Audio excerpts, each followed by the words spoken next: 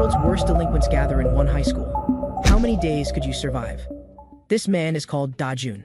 On this day, what he's writing on his desk isn't homework, but his own suicide note, because he's been targeted by the delinquents in his class. This delinquent gang led by Doyun Lee bullies Dajun every day. Their methods are extremely cruel. Even the teachers mock Dajun's miserable state every day. Finally, he finished writing his suicide note, recording all of Doyun Lee's crimes, just thinking about that day at his funeral.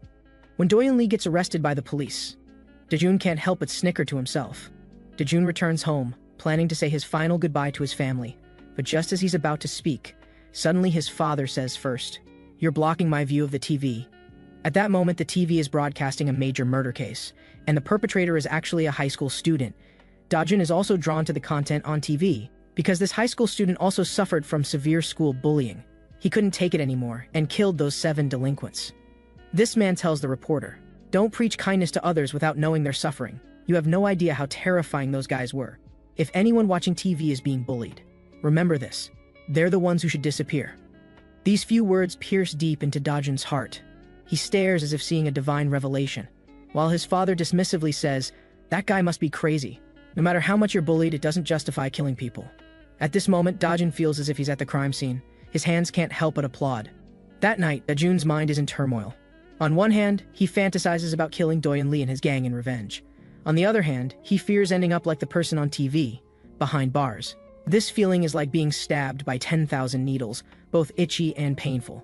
But if he does nothing, he'll eventually be beaten to death by those delinquents. Then Dajun finds a sharp awl, drives it deep into his pillow, muttering, "I'm not the one who should disappear, but plans can't keep up with changes." The next day, when Dajun faces Doyun Lee again, he's so scared he can't even hold the AWL he prepared. Because Dajun has been beaten for so long, that just seeing Doyun Lee's face triggers a reflexive fear response. His whole body tenses up, limbs going stiff. In panic, Dajun can only hide the awl in his drawer. After school, Doyun Lee drags Dajun to an abandoned construction site, claiming he prepared a birthday cake for Dajun. But the next second, a mixture of spit and sock water, Doyun Lee actually hands him, forcing Dajun to drink it. The slightest hint of refusal from Dajun earns him a slap from Doyun Lee. Dajun looks at the filthy liquid in front of him. This would completely crush his last shred of dignity. But now he's outnumbered, and fighting back would surely fail. Right now, Dajun can only wait for the right moment. Dajun grits his teeth and pours the cup into his mouth. The violent nausea almost makes him faint, while Doyun Lee's gang drinks beer nearby, until evening, when the others go home. Doyun Lee picks up the unconscious Dajun. At this moment, Dajun's consciousness gradually awakens. Just then, Dajun breaks free from Doyun Lee's grip, and runs frantically toward the street. But after just a few steps, Doyun Lee catches up. Then comes a series of punches. Dajun's pupils gradually lose their light, and deep in his consciousness, that man tells Dajun, he's the one who should die, not you. At this moment, a truck comes around the corner. Dajun's eyes suddenly open. This is his chance. He pushes hard with both hands. The truck crashes into Doyun Lee at full speed, and the nausea that had been carved into Dajun's heart instantly disappears. What he drank that day wasn't filthy liquid, but his unbearable past. But the next second, Dajun regrets it.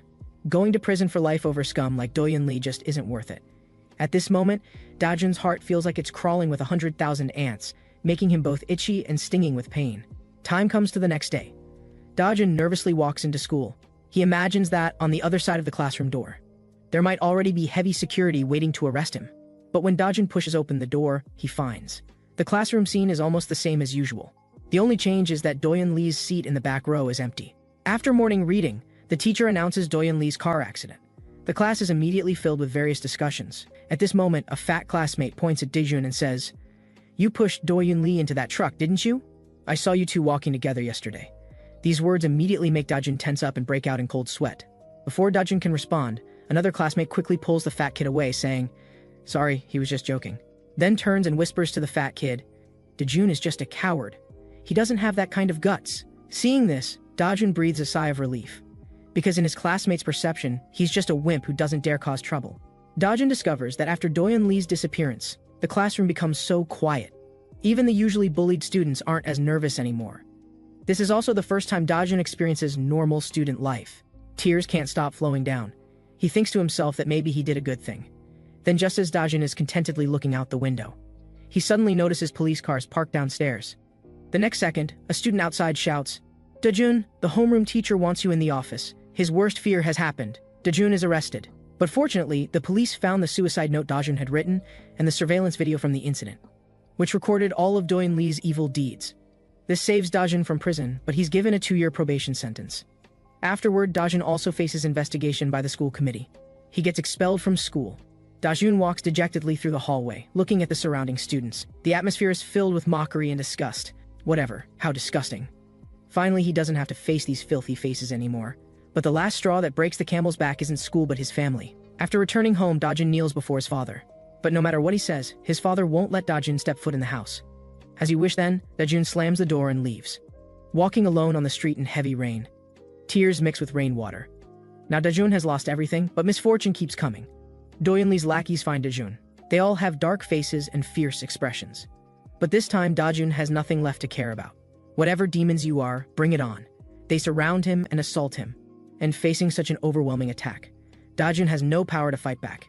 Then the watermelon head guy steps on Dajun and says, "I'm accepting your apology on behalf of Doyon Lee. Beg me like a dog." These few words strike right at Dajun's heart. Dajun retorts, "You want me to apologize to Doyon Lee? He pushed me off cliffs hundreds of times. If you were me, you would have broken down long ago." Dajun roars at Watermelon Head, "You bastards. Don't preach kindness without knowing others' suffering." His emotions intensify. Dajun immediately grabs a brick nearby and swings it hard at Watermelon Head. Watermelon Head falls down. The others are shocked by Dajun's counterattack. At this moment, Dajun realizes he doesn't need to feel guilty about scum anymore. If he wants to escape these trash and survive, he must eliminate them. The next second, the others charge with wooden sticks. But now Dajun is no longer afraid. He fights back fiercely. But ultimately he's outnumbered, and when Dajun's strength runs out, 2 men grab him. The crew cut leader says, "You crazy bastard, believe it or not, I'll gouge your eyes out." As he speaks, the crew cut man actually jabs with his stick. But at this moment, a voice makes the crew cut man stop, and everyone looks behind them. "What are you people doing at my house? I want to eat, please leave," the man says impatiently while holding instant noodles. Hearing this, the crew cut man laughs loudly. "What homeless kid is this? Just get lost obediently." Then the wolf cut man says, "I'm not joking. The bricks here are my pillow, this is my home." Then the purple-haired man walks up to that man with a wooden stick, saying, "If you're smart, you'll get lost now." It seems the man turns to leave, but it's actually a feint. Just as the purple-haired man gets cocky, a bowl of instant noodles flies over, followed immediately by a flying kick. Everyone is completely stunned. The next second, the man nimbly dodges all attacks and delivers a series of punches with no expression. In less than half a minute, he knocks everyone to the ground. Moonlight shines on the man's face, making him look so striking. The crew cut man kneels on the ground crying and begging for mercy, while Dajun witnesses everything. If only he could be like this man, how amazing that would be. After that group escapes, Dajun expresses his gratitude to the man. This is the first time in years someone has helped him, but the man is heartbroken over his instant noodles, paying no attention to Dajun. "I want to ask you for a favor. Can you make me as strong as you? I want to survive on these streets," Dajun says quietly. The naturally agile man pushes Dajun away, saying, "I didn't help you at all. You should leave my home too." Seeing this, Dajun quickly raises both hands to show he means no harm, saying, "Wait, let me buy you some instant noodles first." At this moment, Dajun doesn't know that this man will change the trajectory of his life. The man takes the instant noodles and listens to Dajun's life story while sighing. "To survive being tortured by those delinquents for nearly 2 years, I really admire you." The two chat happily. This is the first time in so long that Dajun has an equal conversation with someone. He never expected this wolf-cut man to be so cheerful, completely different from when he was fighting. But the next second makes Dajun despair again. The man says, "I won't teach you to fight because you have no potential at all. Like a hothouse flower, you've lived too ordinary a life. The streets aren't for you." No matter how much Dajun pleads after that, the wolf-cut man pays no more attention. The next day, Dajun secretly follows behind the man, observing his every move. He wants to start with the man's lifestyle habits, step by step imitating his appearance. He copies the man rummaging through recycling bins for old clothes, but ends up putting on an oversized pajama top. He copies the man stealing canned food meant for stray cats by kind people, but gets chased half a block by the house cat's owner, wherever the man sleeps. Dajun follows suit. Finally, the wolf-cut man can't stand it anymore and says, "How long are you going to follow me? I can teach you fighting techniques." Dajun's eyes immediately widen. "But first you need to beat up that guy." The man points in a direction. It's the purple-haired man who bullied Dajun yesterday. As it gets dark, Dajun follows behind the man, listening carefully. The man says, "What you did before was just a sheep's struggle. Just self-preservation when pushed to the brink. Now you need to learn to think from those guys' perspective." These few words are etched in Dajun's heart. This is exactly what he's been confused about. Just then, the purple-haired man is hysterically talking on the phone. While Dajun crouches on the wall like a cheetah, waiting for his moment. Dajun looks at the purple-haired man. Can't help but recall the scenes of being bullied by him. The purple-haired man, being a baseball team member, often relied on his great strength to bully Dajun. And now is the chance for revenge. Dajun suddenly jumps down from the wall. A flying kick directly stuns the purple-haired man. However, just as Dajun is secretly pleased, the next second, the purple-haired man suddenly gets up and punches Dajun hard. The purple-haired man says disdainfully, "I wondered who it was. Turns out it's soft, Dajun. I wasn't done playing yesterday, and conveniently you've come looking for me today." Then the purple-haired man kicks Dajun to the ground. The wolf-cut man watches expressionlessly. The next second, Dajun grabs a garbage bag nearby and throws it at the purple-haired man, and as the garbage scatters, Dajun charges out, grabbing the purple-haired man in a bear hug. But the purple-haired man's strong physique immediately pins Dajun against the wall corner, and Dajun shows no intention of dodging, using a two-finger Zen technique. The scene before him is so familiar to the wolf-cut man. Dajun's every move is exactly what he used to beat up that group yesterday, but none of Dajun's imitated moves look proper, and now his two-finger Zen is firmly caught by the purple-haired man.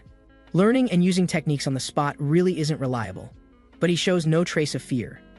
Facing the overwhelming power difference, Dajun falls into a passive position again. The wolf-cut man watching sees Dajun has no chance of winning in size. However, just as he's about to give up on Dajun and turn to leave, the purple-haired man suddenly becomes nervous, because something sharp is pressing against his waist. This cold sensation feels like a sharp knife. The more afraid the purple-haired man becomes, the more excited Dajun gets, because he knows what's wrapped in the newspaper is actually a steel ruler. The wolf-cut man is once again attracted by the unfolding reversal. The purple-haired man doesn't dare resist, and Dajun takes the opportunity to kick him hard several times. Because in the purple-haired man's view, Dajun now seems even crazier than he imagined, with no rationality at all. The purple-haired man runs into a dead-end alley, gasping heavily. "Please stop hitting me." Hearing these words, Dajun's offensive becomes even more fierce. "You want me to stop? Do you know how I've spent these 2 years? Haven't I been bullied by you enough times?" The next second, the purple-haired man seizes the moment when Dajun hesitates, grabs Dajun's wrist with his backhand, takes away the blade in Dajun's hand, and swings it hard toward his thigh. But the blade doesn't even pierce Dajun's pants. The newspaper falls and Dajun says, "I won't be scared by a steel ruler." The wolf-cut man's lips curl up slightly. This kid is really interesting. The enraged purple-haired man unleashes a barrage of attacks on Dajun. The next second, a warm stream flows down from his head. The wolf-cut man has made his move. Before the purple hair can react, he's kicked unconscious. Then he says to Dajun, "Do you really want to become strong that badly? Even beaten up like this, you still want to?" Dajun nods firmly. "Alright, I'll give you one last chance, but it'll be much harder than this time." Late at night, the two shuttle through alleys. The wolf-cut man introduces himself to Dajun. His name is Hangil Jo, and he tells Dajun this neighborhood is much more dangerous than he imagines. If you want to live here, you have to blend in with them first. Then Hangil pushes Dajun into a dim room, adding, "This is my last chance for you. Try to survive here." After Dajun turns around, in the shadowy light, he sees an extremely burly man standing behind him. Then Dajun explains the situation to everyone. The three can't help but ask, "Who decided that wanting to learn to fight means you have to live here?" Dajun says, "Hangil Jo told me to do this." The red-haired man named Dayup Cha thinks that since Hangil brought him, it wouldn't be appropriate to kick him out. The person nearby also says, "It's too late. Let him sleep here for one night." Dayup shows Dajun around, pointing at the washing machine with a big smile. "You'll sleep here tonight, no need to thank me." In the following days, Dajun takes on all the household chores. Although it's tiring, at least this place lets Dajun rest without getting beaten. They eat barbecue as a group. Dajun eats canned food and white rice. During the day, Dajun wanders outside and discovers that seemingly all the thugs in the world have gathered in this neighborhood. Just as Dajun is passing by while shopping for groceries, a thug targets Dajun, provocatively saying to Dajun, "Kid, you were just checking out my girlfriend, weren't you? Kowtow and apologize now and I'll let you off." Dajun remembers Hangil Jo's words, surviving in this area. Then Dajun puts down his shopping bag and prepares to face him head-on. But the next second, the small-time thug freezes, because a broad shoulder appears behind Dajun, and Dayup says disdainfully, "What are you doing to my lackey?" He pushes away that thug, then turns to complain to Dajun, "After you buy groceries, hurry home and cook." Chatting with this kind of guy is too embarrassing. At this moment, Dajun never expected that Dayup, who usually loves to bully him, is now protecting him. The fat guy nearby whispers to the thug, "You should just bear it. That red hair is from Hangil Jo's crew, just forget about this." But the thug is completely stubborn, raising his knife and charging at Dayup from behind. But the next second, Dayup grabs the knife with his backhand and throws him to the ground with one hand. Everyone is shocked by Diop's incredible strength. At this moment, Diop looks like a killing god, saying, "The rest of you can come at me together." The other two don't care about the thug on the ground and run away scared. Dajun watches everything happening before him, wondering when he'll be able to stand on his own. After the thug wakes up, he angrily bangs on the iron gate and shouts, "Diop Cha, that bastard, wait for me! I'll definitely take down Hangil Joe's whole crew." Just then, a deep voice from the alley entrance catches everyone's attention. "You want to deal with Hangil Joe's crew? How about I help you?" The man in the shadows says wickedly. The thug looks at that man in horror. It's actually him. Time comes to several days later at night. Diop's group is deep in sleep, while the thug nervously observes the situation inside the house. The next second, he actually opens the gas tank valve, extending the tube toward the door crack.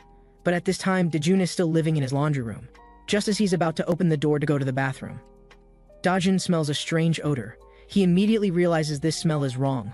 Diop and the others have already fainted. Dajun's first reaction is to ventilate. He hurriedly pushes open the front door, but happens to knock over the thug crouching outside. The thug looks at Dajun in confusion, thinking it's this damn kid again. The thug immediately turns and runs. Now with everyone in the house unconscious, Dajun can only chase after him alone. Now Dajun also wants to make a contribution to prove his worth to Diop. After some time, the air in the house gradually circulates. Diop wakes up and pulls everyone outside. The thug is now gasping and saying, "Kid, you really have stamina, chasing me this long without giving up."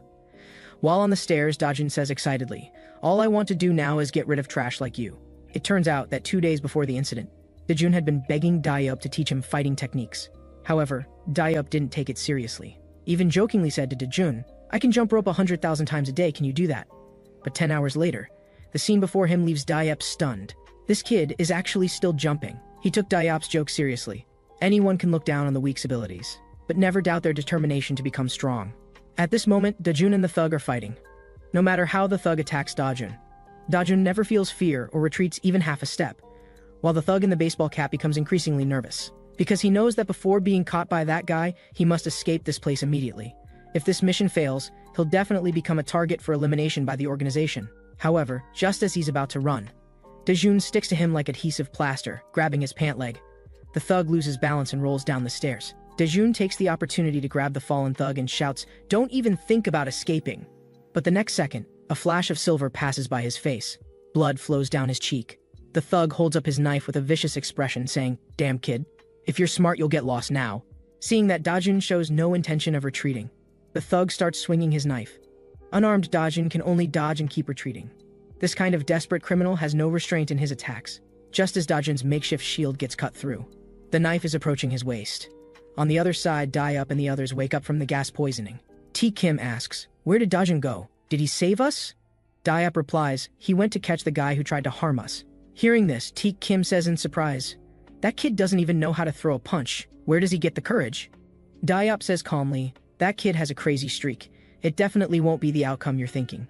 Because I promised him that if he catches that person, I'll teach him street fighting." The perspective returns to this side. Dajun actually catches the knife with his bare hands, making the thug lose control of the blade. Dajun says to the thug, "Now it's my turn, right?" Dajun's feet push off hard, pinning the thug heavily against the railing. He looks at Dajun in shock.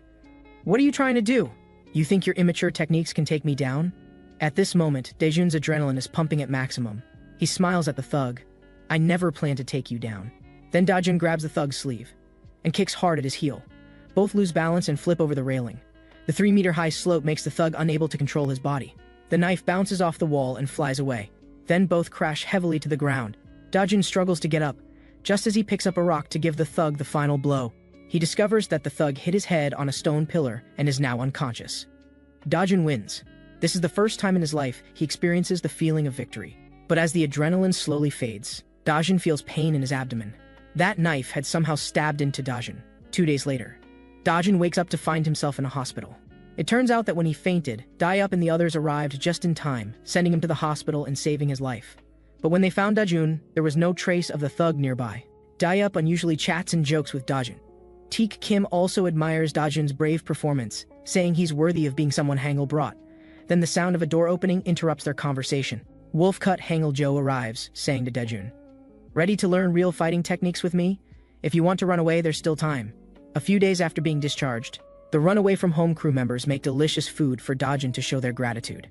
Seeing Dajun wolfing down his food, Diop Cha can't help but scratch his head, muttering, If others saw this, they'd think we don't feed you. Dajun starts sobbing. The others nearby comfort Dajun. After all, everyone present is a runaway, so how could they quickly accept Dajun, this unexpected guest? After the others share their own hardships with Dajun, they actually understand better than Dajun how difficult life on the outside is. Learning all this, Dajun also becomes enlightened.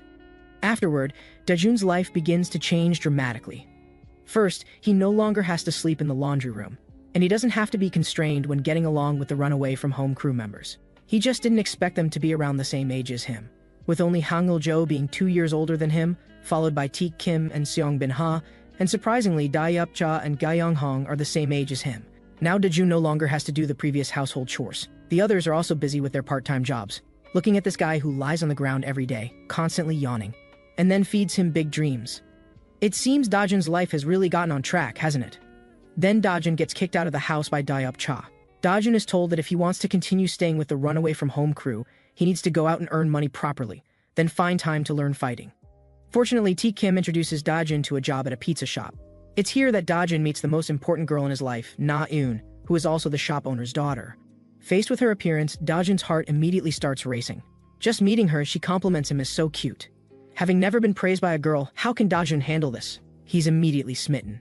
This day, while Na-eun is working, she simply reminds a customer smoking isn't allowed here, and gets a coffee thrown all over her. Seeing his beloved girl humiliated like this, how can Dajun stand it? Just as he's about to rush up and teach that man a lesson, he's stopped by the shop owner, who then apologizes together with Na-eun. Dajun is very confused. Why do they have to be so tolerant of such unreasonable customers? Dajun, do you want my shop to close down? Then the shop owner starts explaining earnestly. In this neighborhood, there's a dangerous organization that ordinary people can't identify. So when we usually encounter such unreasonable customers, we have to be careful, because he might be someone sent by that organization. Before this, countless shop owners like me have disappeared just for making them feel uncomfortable. It's all because I'm too incompetent. What man wants to see his daughter humiliated like this as a father? So I can only choose to swallow my anger. Facing Dajun's good intentions isn't Na-eun the same way? Looking at this girl his age, Dajun can't help but feel she's much more mature than him, and life here is much harder than he imagined. Returning to the runaway from home crew, Dajun finally begins his hellish training. First is running 100,000 kilometers, 100,000 jump ropes, then push-ups, squats, and sit-ups. Finally, there's a strange footwork pattern.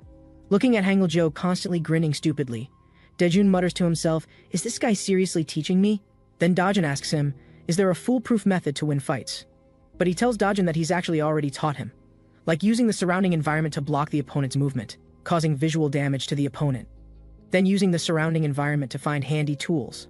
But thinking of Dajun's poor performance, after all, judgment can't be trained. After hearing all this, Dajun takes out his phone and says, I also want to use martial arts like the guys on screen. But what comes at him is a big slap from Hangul-jo. Just then, Dajun instinctively takes a step back and dodges it. Seeing this scene, Hangul-jo is also surprised. Then he conducts a series of tests. Seeing that Dajun can actually dodge his attacks, he has some confidence in him. So he says, alright, I'll teach you. Of course, I must teach you properly with fists, because only after experiencing it firsthand can you become more skilled in combat. As for how brutal the following scenes are, friends can imagine for themselves how miserable it was. A few days later, Dajun prepares to go to his part-time job at the pizza shop again. But the next second, the sound of breaking glass catches his attention, and he looks toward the pizza shop. He sees a guy with a square head lifting up the shop owner with one hand, constantly saying, Uncle, aren't you close with Teak Kim? Don't you know where he went? And keeps asking someone on the phone, is this really the place? Seeing Dajun watching everything at the door, he glares angrily and tells Dajun to get lost. Seeing this scene, how can Dajun still bear it? Before, he was stopped by the shop owner, but when such things happen again and again, who could tolerate it? Dajun immediately started by throwing a bottle at him. Dajun grabbed the bottle and hurled it at that fat-headed guy, but unfortunately, Taeyang Kim nimbly dodged it. Dajun never expected that Taeyang Kim, once a school bully, had such a robust physique. What looked like a body full of fat was actually all muscle. From then on, Taeyang Kim took full advantage of his physical condition to run rampant in school, doing whatever he pleased. This was also why he got expelled from school. After all, no one dared to defy him. However, that was only limited to within the school grounds. His only nemesis was Ji Young-cheon, whom he encountered outside school. And the reason he came to cause trouble at the shop this time was also because of his orders. Now he felt very speechless, because except for that man, this was the first time he encountered such an absurd situation. He felt that Dajun in front of him was like a fearless little dog barking at him. Dajun also looked at the person in front of him, well aware of his own strengths and weaknesses. With Dajun's shout of "you fat pig," Taeyang Kim could no longer endure it. Looking at Taeyang Kim charging at him, Dajun's mind immediately flashed back to the moves Hang Il-jojo had taught him before. With a kick, he sent the chair flying toward Taeyang Kim. Due to his massive size, Taeyang Kim wasn't knocked down by the chair. Recalling the boxing techniques Hang Il-jojo had taught him before, Dajun threw a jab at Taeyang Kim. Taeyang Kim was also left confused by this hit. Then Dajun used his footwork to concentrate his strength, followed by a straight hook punch aimed at Taeyang Kim's face. Dajun thought he had landed the hit and could at least cause some damage to his opponent. But Taeyang Kim acted like nothing had happened. The next second, he launched an attack on Dajun, saying, "Looking at how you dodge, you must have learned some boxing techniques. But judging by your moves, you haven't really learned how to fight." Looking at the guy attacking him again, Dajun knew he couldn't get hit, or the difference in strength would immediately show. But unfortunately, his opponent was extremely tough to beat. Even though Dajun landed countless punches on him, he still showed no signs of going down. Seeing himself being pushed into a corner by this guy step by step, Dajun also felt that something was not good. The next second, he was grabbed by Taeyang Kim, who landed a straight punch on him. Facing such a heavy opponent, was there really no hope left for Dajun? Taeyang Kim grabbed Dajun's neck with both hands and lifted him up. Fortunately, Na-eun came over to interfere, making him let his guard down. Na-eun was immediately knocked to the ground with one punch. At this life or death moment, Dajun again thought of the previous techniques, blocking the vision. The next second, Dajun used all his strength to execute the Dragon King Spit's water move. Taeyang Kim was immediately left crying from this technique. Seeing such an opportunity in front of him, how could Dajun hesitate? The next second, he threw another straight punch at Taeyang Kim. Then Dajun grabbed a bottle nearby, and combined it with a straight punch to hit Taeyang Kim. Even the extremely tough Taeyang Kim couldn't quite handle this. Looking at Dajun in front of him, Taeyang Kim finally realized this guy was a lunatic. Under Dajun's relentless punches, even the tough Taeyang Kim couldn't endure it anymore. Looking at Dajun in front of him, Na-eun kept calling for him to stop. With blood on his hands, he still kept attacking Taeyang Kim relentlessly, until the opponent fell down.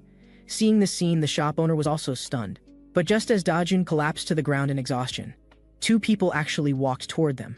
Seeing Taeyang Kim lying on the ground after searching for so long, the two thought it was the shop owner who had beaten Taeyang Kim down.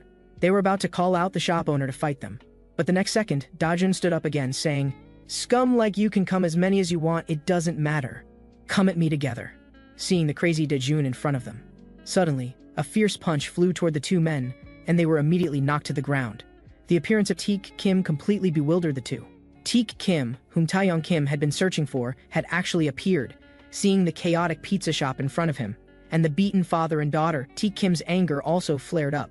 Taek Kim tied up his hair and said, "You've worked hard, Dajun. I'll handle the rest." Then he looked at the two men in front of him and said, "Which one of you wants to meet God first?" Hearing this, the two men immediately charged at Taek Kim. Facing the two attackers, Taek Kim simply raised his hand and threw a straight punch. One of them was instantly knocked down. Then with a kick, the other attacker's head immediately started ringing. Dajun watched Taek Kim's fluid movements and couldn't help but admire how amazing it was.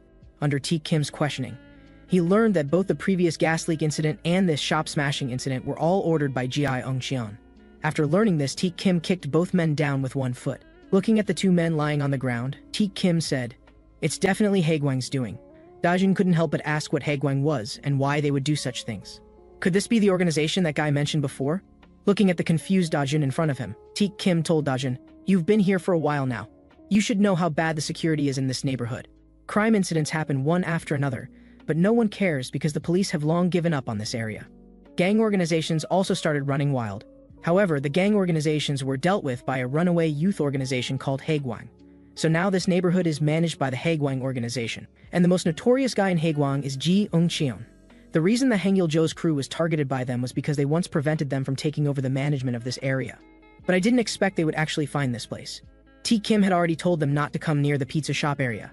But what Taek Kim didn't expect was that the shop owner had been paying protection money to Ji Eung-cheon all this time. Hearing this, Taek Kim was stunned. "Why didn't you ever tell me?" The shop owner said, "If I didn't do this, I might have disappeared from this neighborhood just like other shops." Even if some shops paid protection money, the other side had no bottom line at all. "Because I once saw my friend's shop burned down in just one night, so I didn't want you to get involved with those guys." Learning the reason for all this, Taek Kim was also furious. On the other side, Dayup Cha learned of this news and was also angry. "These guys seem to want to eliminate us." Taek Kim also warned Dayup Cha to be careful of Gi Eung-cheon. The next second, Dayup Cha saw a group of thugs frantically destroying a shop, and there was an old man and a child lying at the shop entrance. The child on the ground kept crying. Seeing this scene, Dayupcha immediately hung up the phone with Teak Kim and prepared to go forward and teach these guys a lesson. The thug in front said directly, "This is what happens when you don't pay protection money, you know?" The thug was about to grab a weapon and hit the old man and child on the ground. Dayupcha's appearance immediately prevented this tragedy from happening, before they could even ask about Dayupcha's purpose. The thug was directly knocked to the ground by Dayupcha's punch. The leaders saw Dayupcha making a move and quickly reported their organization. "We're from Hagwang, how dare you attack us?" Dayupcha, who was looking for someone to vent his anger on, couldn't let such a good opportunity pass. He quickly knocked down this group of thugs, just as he was about to ask if the old man and child were okay. The next second, he was knocked down by a baseball bat. Then a guy with a baseball bat and slicked back hair appeared behind Dayupcha with a group of subordinates. And he was the mastermind behind all this, Gi Eung-chin. On the other side, Dajun and Teak Kim's group, who had just returned home, were discussing what happened at the convenience store. But Ga Eung-hong kept blaming Teak Kim, asking him why he would anger Hagwang over a pizza shop. But Teak Kim's answer was unexpected. "But that pizza shop is really delicious. If it closes down, I won't be able to eat there anymore." Just as Gyeong was saying that Hangil-jo had disappeared again, everyone's phones suddenly rang. They picked up their phones and looked. It was actually a message from Dayupcha. Opening it, there was a photo of Dayupcha tied up in an address. The address showed an abandoned factory near a certain location. Gyeong couldn't help but curse when she saw this scene, that bastard. Then everyone came to the abandoned factory at the address. What awaited them would be a fierce battle. The leading man was even more difficult to deal with. As soon as they entered, they were surrounded by thugs. The opposing side had at least 4 times their number, and Dayupcha was already in a sorry state. But the next second, Ji Eung-cheon stepped on his face. Ji Eung-cheon mocked, "I'm stepping on him now, what can you do about it?" Seeing this scene, Dajun's group could only grit their teeth in anger after the verbal confrontation between both sides. Dajun's group was attacked by a group of thugs. Teak Kim suddenly lifted his leg and kicked 3 thugs away with 1 foot. On the other side, Seong Bin-ha kept using his movement techniques. He dodged the man's attacks at extremely fast speed. Suddenly crouching down, he landed several punches on the man. Here, seeing the thug about to attack Gyeong, Dajun was just about to step forward to help. The next second, he was pushed away by Gyeong. Then Gyeong instantly moved behind the man, grabbed him from behind, and executed a perfect suplex. Seeing this scene, Dajun was also stunned. He didn't expect that the runaway from home crew were all so formidable. At this moment, Dajun looked at the chaotic battlefield in front of him, but didn't know where to start, just when Teak Kim thought they were about to win. The next second, Ji Eung-cheon launched an attack on Teak Kim. Fortunately, Teak Kim dodged in time. Otherwise, if he had taken that hit, he might have ended up like Dayupcha. Teak Kim had planned to deal with him last, but didn't expect him to attack first. The next second, a punch and a bat, each struck toward the other. On Dajun's side, facing the thug's attack, he kept dodging. Suddenly seeing the torch behind him, Dajun grabbed the torch and attacked the man with it, just when Dajun thought he had succeeded by hitting him. The next moment, a voice broke the actions of everyone present. Dajun was held hostage by the man with a sharp weapon, just when Gi Eung-cheon thought the people present would be stopped by this action. He then asked Teak Kim if he wanted to become his subordinate.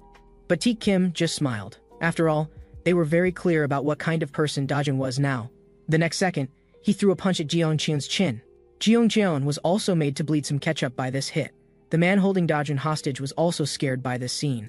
Suddenly, Dajun violently headbutted the man. The man was instantly knocked unconscious. Before long, all the thugs on the scene were knocked down. Only Ji Eung-cheon remained. Just when the runaway crew thought they could defeat him together. Unfortunately, Ji Eung-cheon was too strong. Even with several people taking turns, they couldn't bring him down. They thought they could eventually wear him down through exhaustion. But Ji Eung-cheon wasn't fazed. He then said, "I'll give you one last chance. All of you become my subordinates." Facing such a confident Gi Eung-cheon, Gyeong told him to stop daydreaming. But the next second, Ji Eung-cheon took his baseball bat and violently struck the iron railing beside him. Suddenly, a large group of thugs emerged from the surroundings. Seeing this scene, the runaway from home crew members looked troubled. Then at Ji Eung-cheon's command, take them down. Everyone was overwhelmed by the attack. Ji Eung-cheon looked at Teak Kim lying on the ground, and then told him something interesting. He said, "Do you think you can protect that pizza shop? Actually, when you came here, I sent someone to harass the pizza shop, and he's a fire-loving maniac in Hagwang." He then wanted to call and ask the other person, to give Teak Kim a surprise. Just when Ji Eung-cheon thought he had everything under control, just as he was about to call and ask if things were done on the other end, a voice came from the door that sounded the same as the phone. "I heard you were looking for him?" Then a badly beaten guy was thrown in. Ji Eung-cheon's subordinates all looked down at the ground. Then this man who appeared broke this dangerous situation. He then said, "So you're the ones causing trouble." The subordinates looked at the guy on the ground who was barely recognizable, and they all started to retreat. But there's always someone who stands out in a crowd. Hangul-jo grabbed the man with both hands and stopped him. Then with a crack, his hand did a 360-degree rotation. Seeing this scene, the subordinates immediately felt that fighting him would surely mean death. But unfortunately, Ji Yong-chan offered that whoever could take down the guy in front would get 1,000. Hearing such a tempting offer, the thugs were immediately moved. Then they rushed forward desperately. But who was Hangul-jo?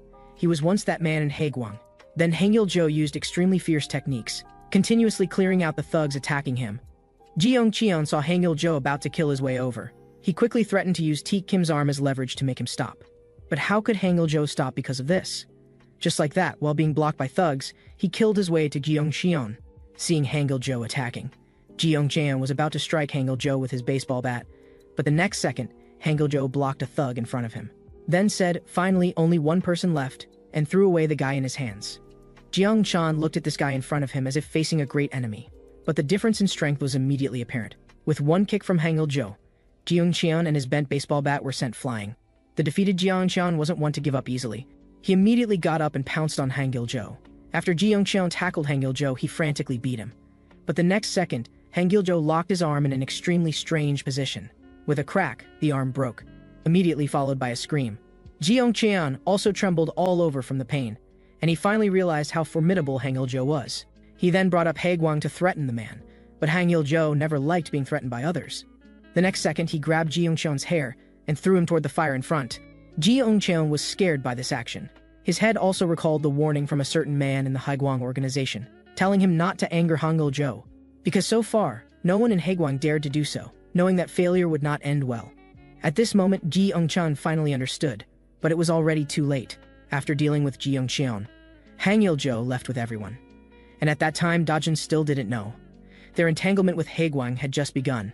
After Dajun's group experienced the Ji Yong-cheon incident, fortunately the pizza shop owner extended a helping hand. Otherwise, with their current living standards, it would be really difficult to pay the high medical expenses. It might be because they were grateful for driving away Ji Yong-cheon and his gang. From that day on, there were almost no Haegwang people on this street. Ji Yong-cheon and others also disappeared without a trace.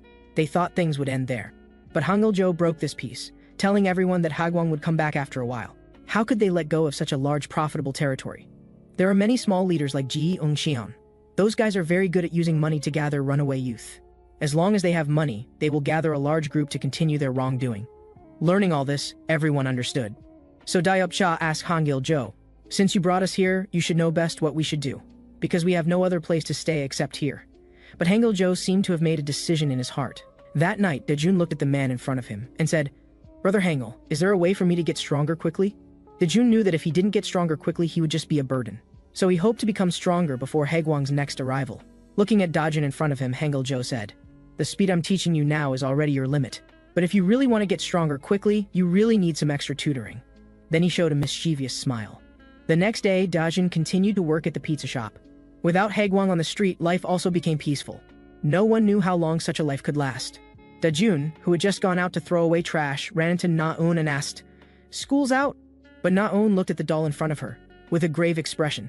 After Dajun called out again, Na-eun finally came back to her senses and said it was nothing. So during their casual conversation, Na-eun suddenly said, "Dajun, do you want to hang out together after school tomorrow?" Hearing this, Dajun immediately answered happily, "Okay." But the next second, Dajun realized, could this be a date?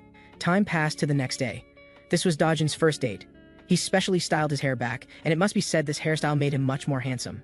But Dajun, who came to Na-eun's school gate, never saw her appear. Looking at these students coming out of school one after another, Dajun felt as if he and they were in two different worlds, even though he was also a student not long ago. Then he looked toward the school, but the next second, he saw Na-eun surrounded by a group of men. The man surrounding her even handed Na-eun a doll.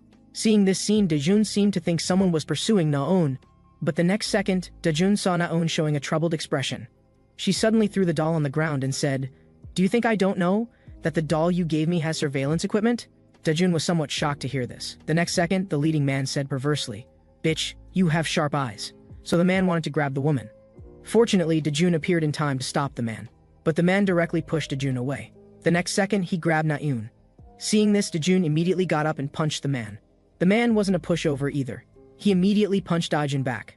A big fight was about to begin. But suddenly, a crowd of onlookers gathered around, looking at those students taking photos with their phones.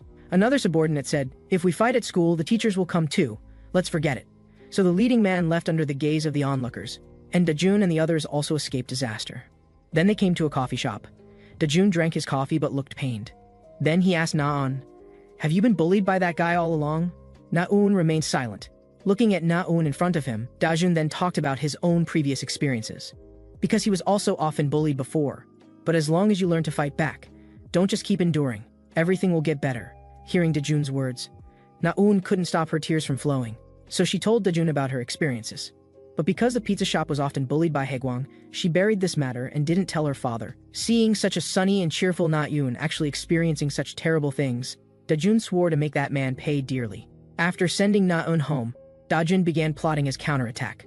On the other side, Dong Che, who was at KTV with girls, was completely unaware, and the girl beside him begged him to let her go. Suddenly, someone rushed in through the door. The man called out Jiyeon. It turned out the man was the girl's brother.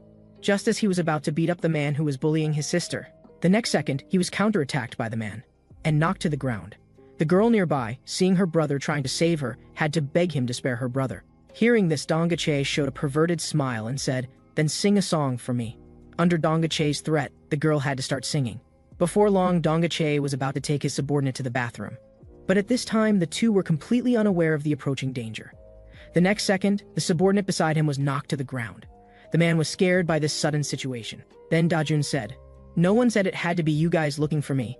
Seeing Dajun in front of him, holding a fire extinguisher, Dong Che said, "I was just worried about where to find you." Then he charged at Dajun. Dajun pulled the safety pin and sprayed it at Dong Che. After being disrupted by the fire extinguisher, he quickly retreated. The next second, he saw Dajun coming at him with the fire extinguisher, but the man had practiced boxing after all, and immediately blocked it with his hand. However, this attack also injured the man's arm. Dajun also knew that if he went head-to-head with him, he definitely wouldn't win. Just as he was about to catch him off guard, using the fire extinguisher as cover, the next second he threw a punch at Dong Che. But the next second, Dong Che disappeared. Dong Che ducked down and punched Dajun in the chin. Then he was suppressed by the man. With one punch, Dajun was knocked to the ground. Seeing Dajun fall, Dong Che said, "Anyway, thanks for coming to me on your own, saving me the trouble of catching you. As long as I catch you, I can use you to threaten Naun to accompany me." Hearing this, Dajun couldn't bear it anymore. He got up and attacked Dong Che again. But the opponent was a boxer after all. He directly knocked Dajun down with another punch, after fighting with Dong Che. Dajun also realized that with his boxing techniques, he definitely couldn't beat his opponent. Looking at Dong Che's punch coming at him again, Dajun grabbed the door handle and violently pushed the door over, while Dong Che's punch hit the door directly. Dong Che's right hand instantly lost its attacking ability.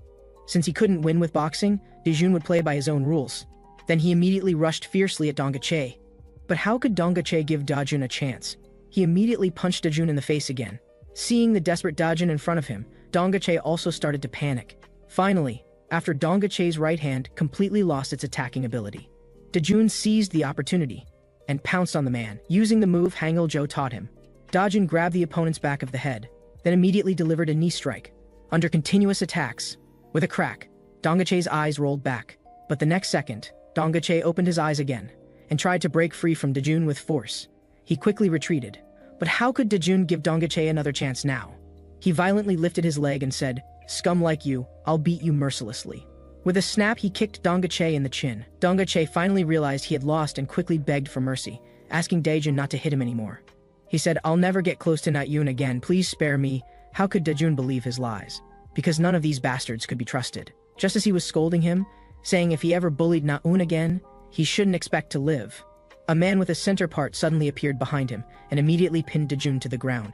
Seeing his accomplice arrive, how could Dong Che remain rational? The next second, he grabbed the fire extinguisher to smash Dajun. Fortunately, Hangul-jo appeared in time and kicked the man away with one foot. The other man saw this scene and immediately rushed toward Hangul-jo. But who was Hangul-jo? With a spinning elbow strike, the center part man was knocked unconscious. Dajun looked at Hangul-jo's appearance and asked, "How are you here?" Hearing this, Hangul-jo said, "I've been secretly observing you. If I don't watch you, how would I know what your current strength is like?" Then he said, "What you currently lack is that you're too hesitant. You never finish things thoroughly.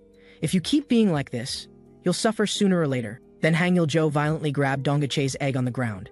This is called leaving no future troubles. Looking at this scene, Dajun suddenly felt a faint sadness from somewhere. Late at night, two people seemed to be discussing Dong Che, and in front of them was the girl who was taken away by Dong Che that day. The two in front were asking her what exactly happened that day. The girl knew that even if she got beaten, she wouldn't reveal any information about Dajun and the others. Just as the man grabbed the girl's hair, Hangul-jo appeared and grabbed the man's hand, saying, "Oh my, it's little bully." The man looked at the innocent-faced Hangul-jo and asked confusedly, "Who are you?" Hangul-jo said, I'm just an ordinary youth passing by this place. Have you seen the tuna cans that kind people prepared for stray cats nearby? I'm so hungry." Hearing this, the man grabbed Hangul-jo's collar and was about to make a move. The girl looked at this scene somewhat dumbfounded. Wasn't this the person who saved them that day? The next second, Hangul-jo lightly touched the man's finger with his head and cried out, "Help, someone is bullying a kind, handsome little cutie." The man was speechless, but the next second, a man in a gray hoodie rushed out and immediately punched the man in the face. The blonde saw his brother fall and immediately rushed toward Dajun, wanting to punch him. Dajun quickly dodged. The next second, the blonde was punched in the face by Dajun. The blonde was immediately suppressed by Dajun. The other center part man, seeing the seemingly harmless Hangul-jo, rushed toward him, but in just an instant, he was stopped by the man.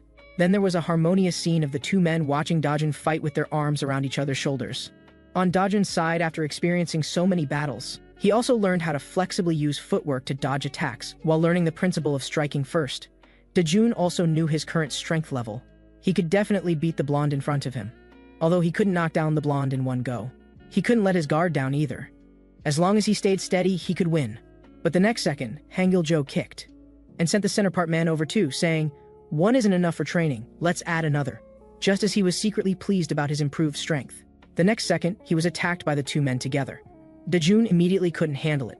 After all, with two people attacking together, he didn't even have a chance to breathe. The blonde and the other man attacked Dajun from front and back. The situation immediately became overwhelming, just as everyone was taking a breather. Suddenly, Dajun pounced on the blonde. Then he pinned down the blonde and launched a fierce attack. The center part man nearby saw this and immediately went over to punch Dajun from behind. But Dajun completely ignored his attack. Since he couldn't beat two people, he'd focus on solving one person at a time. Just after Dajun finished off the blonde, Dajun held a broken glass bottle and walked toward the center part man. The man was immediately scared and fell to the ground. But the next second, Dajun collapsed with a thud. Looking at Dajun on the ground, the center part man was also confused. He immediately prepared to rush toward Dajun. Then he was stopped by Hangul-jo, who said, "That's enough. You've worked hard, you can go home and get some sleep." Looking at Dajun lying on the ground, unable to get up, Hangul-jo also showed a satisfied smile. Back home, Dajun was bandaged up by Gyeong-hang, while Dajun kept saying, "Why did you make me fight 1 versus 2? If it was 1 versus 1, I would have won long ago." Hearing this, Hangul-jo was speechless and casually said, "With your current level, you still want to defeat those scum who bully you. Have you ever seen any of those thugs attack one by one? Those guys always come in groups. If you can only handle 1 versus 1, you'll never become strong." Hearing these words, Dajun's heart was instantly crushed. So what should I do? Of course there's a way. So time came to the next evening, and in the scene they see several thugs surrounding a person. The leader asked, "Is this all the money you brought us today?" And just as the man was about to explain the reason, he was warmly greeted by the people in front of him. And today, these guys were the ones Dajun was going to practice on. Then Hangul-jo pointed with his finger. Dajun nodded in understanding. And Dajun slowly walked toward the group. Just as Dajun approached them, the buzzcut leader asked, "Who are you?" But the next second, Dajun caught him completely off guard. The man was immediately knocked to the ground. Before the leaders could figure out what was happening, the next second, Dajun caught the bowl-cut guy next to him off guard too. But the guy in front of him actually didn't fall down, which put Dajun in a difficult position. The 3 steps Hangul-jo taught him were, strike first to gain the advantage, and if you can't win, then step 2. Just 2 words, run fast. The guys were completely bewildered by Dajun's operation, and immediately swarmed after him. While Dajun was running away, he kept using things around him as obstacles. With a crash, the small fry in the middle was tripped by the bicycle Dajun threw. And the 3rd step was to fight while running. The advantage of fighting while running is that even if you can't strike first, you can still attack when the opponent is completely unprepared. With just one flash, Dajun disappeared from the sight of the remaining 2. Then the 2 thugs discussed splitting up to search for Dajun. So just as the blonde guy was looking around, Dajun suddenly appeared in front of him the next second. But this attack was actually blocked. However, the opponent's strength was still a bit higher than Dajun's. Dajun was kicked to the ground by the blonde guy again. What followed was a barrage of punches and kicks from the blonde. When the man felt he had beaten Dajun enough, the blonde was about to notify his accomplices to come over quickly. Dajun, lying on the ground, suddenly felt unwilling. Right now, facing such numbers, he still couldn't last long. But the next second, Dajun suddenly erupted as if something was stirring in his heart. Then a brick knocked down the blonde. When his accomplice arrived, he saw Dajun warmly greeting the blonde. And just as he was about to rush forward, seeing Dajun in front of him like a madman, he was suddenly startled. Then he began asking Dajun why he was doing this. Dajun recalled those past encounters. Why should weak guys like me be bullied by people like you? And why can't I fight back? I, Dajun, will become stronger starting from this moment. Seeing this scene, the blonde's accomplice immediately ran away. 2 days later, the scene comes to Jungran High School. Just how perverted is this man in front of us? Just because the man in front accidentally splashed water on his companion while washing his face. The man was about to apologize when he was met with the man's warm greeting. The man's name is Sehyun Hwang. Just as he was warmly greeting the guy on the ground, the person next to him was about to stop him, but Sehyun Hwang didn't care about that. Just as he was about to punch the guy behind him, the next second he was stopped by a large hand. A muscular crew-cut man said, "He already apologized, stop being so persistent." The crew-cut man was about to reason with Sehyun Hwang in front of him, but the next second Sehyun Hwang kicked at him.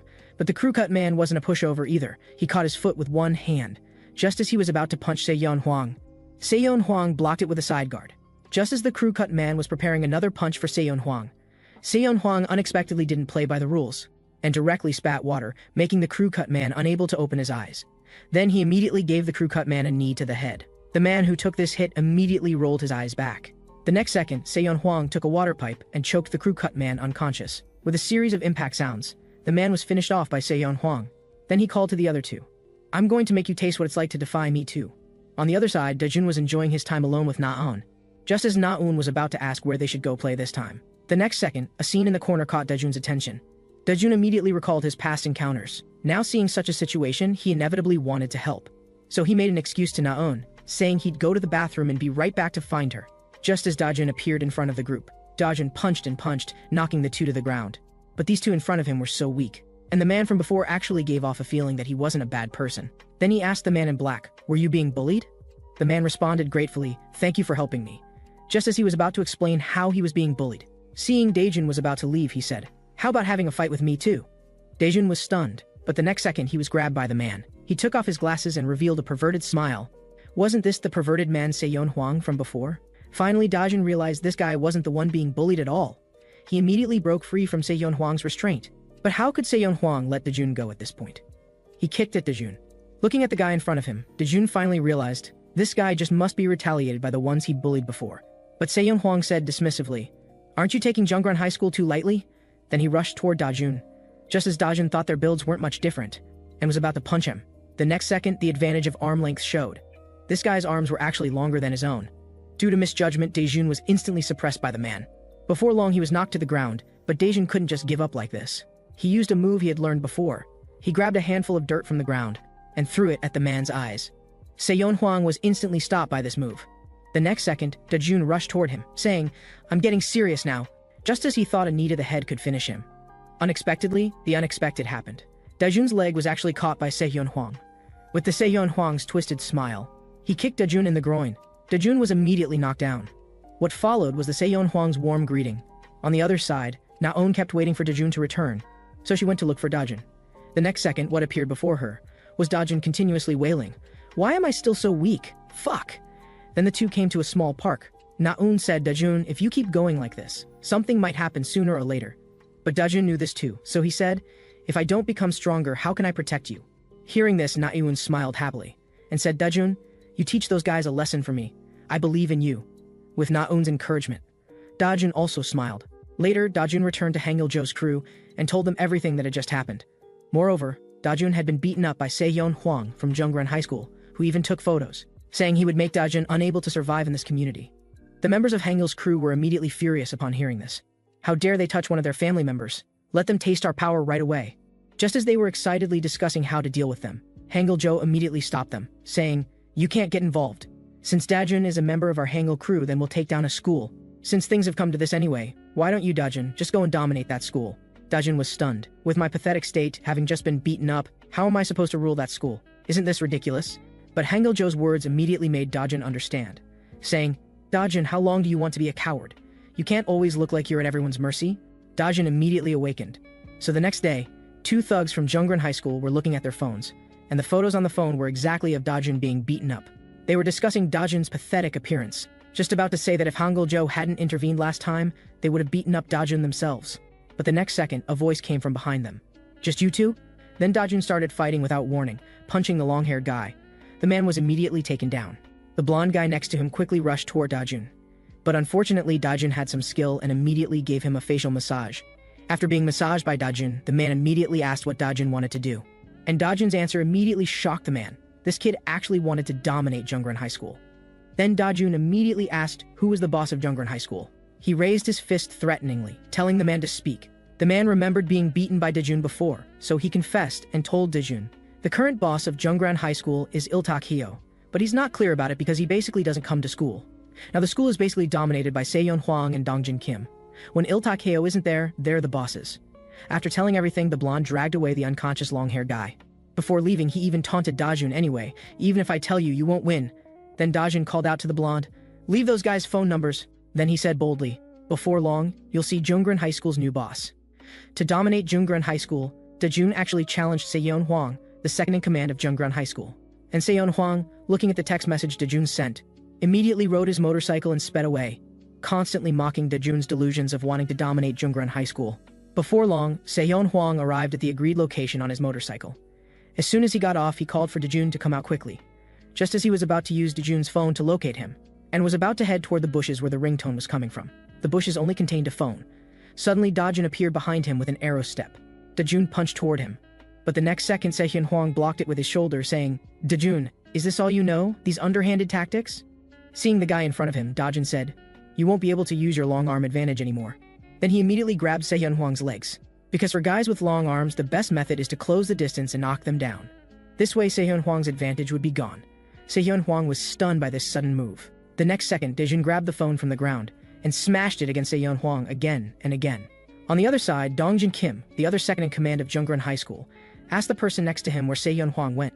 The guy next to him replied that he should have gone to find that guy who attacked before. Then he called several thugs nearby to search for Seyeon Hwang. The man next to him was about to remind Dongjin Kim to be careful, but the man said dismissively, I'm not worried about Seyeon Hwang, but I want to deal with that guy who doesn't know his place. On the other side, Dajun was directly lifted up by Seyeon Hwang, and Dajun suddenly realized something was wrong. The next second, Seyeon Hwang used 2 fingers to grab Dajun's mouth. Seyeon Hwang smiled eerily, and yanked hard, throwing Dajun away. Dajun's face was immediately covered in blood. You little brat, if you had held on a bit longer, your mouth would have had a hole. If this is all the skill you have, then don't expect to leave my hands alive today. Dajun immediately felt something was wrong. Then Seyeon Hwang suddenly rushed toward Dajun. Dajun quickly got up to dodge, facing the reversal of the situation. Dajun was instantly suppressed by Seyeon Hwang. Another kick came toward Dajun's left side. Dajun knew that if this continued, he would eventually be worn down by him. Seyeon Hwang looked at Dajun somewhat mockingly. You want to dominate Jungran High School like this? Then he beckoned to Dajun with his finger in a taunting manner. Gritting his teeth, Dajun immediately attacked Seyeon Hwang, then used the same move as before. Seeing Dajun using the same move again, Seyeon Hwang had already been caught off guard once. How could he fall for it again? Then he immediately choked Dajun's head and applied force. Dajun was left gasping for breath from this move. But the next second, Dajun quickly used the devastating leg kick. Seyeon Hwang screamed in pain. The next second, 2 fingers went toward Seyeon Hwang's mouth. Dajun used the same move Seyeon Hwang had used on him, and Seyeon Hwang was immediately thrown to the ground. Hangil-jo, watching from a distance, was also surprised by this scene. This guy's imitation ability is actually so strong. He learned his opponent's technique after seeing it just once.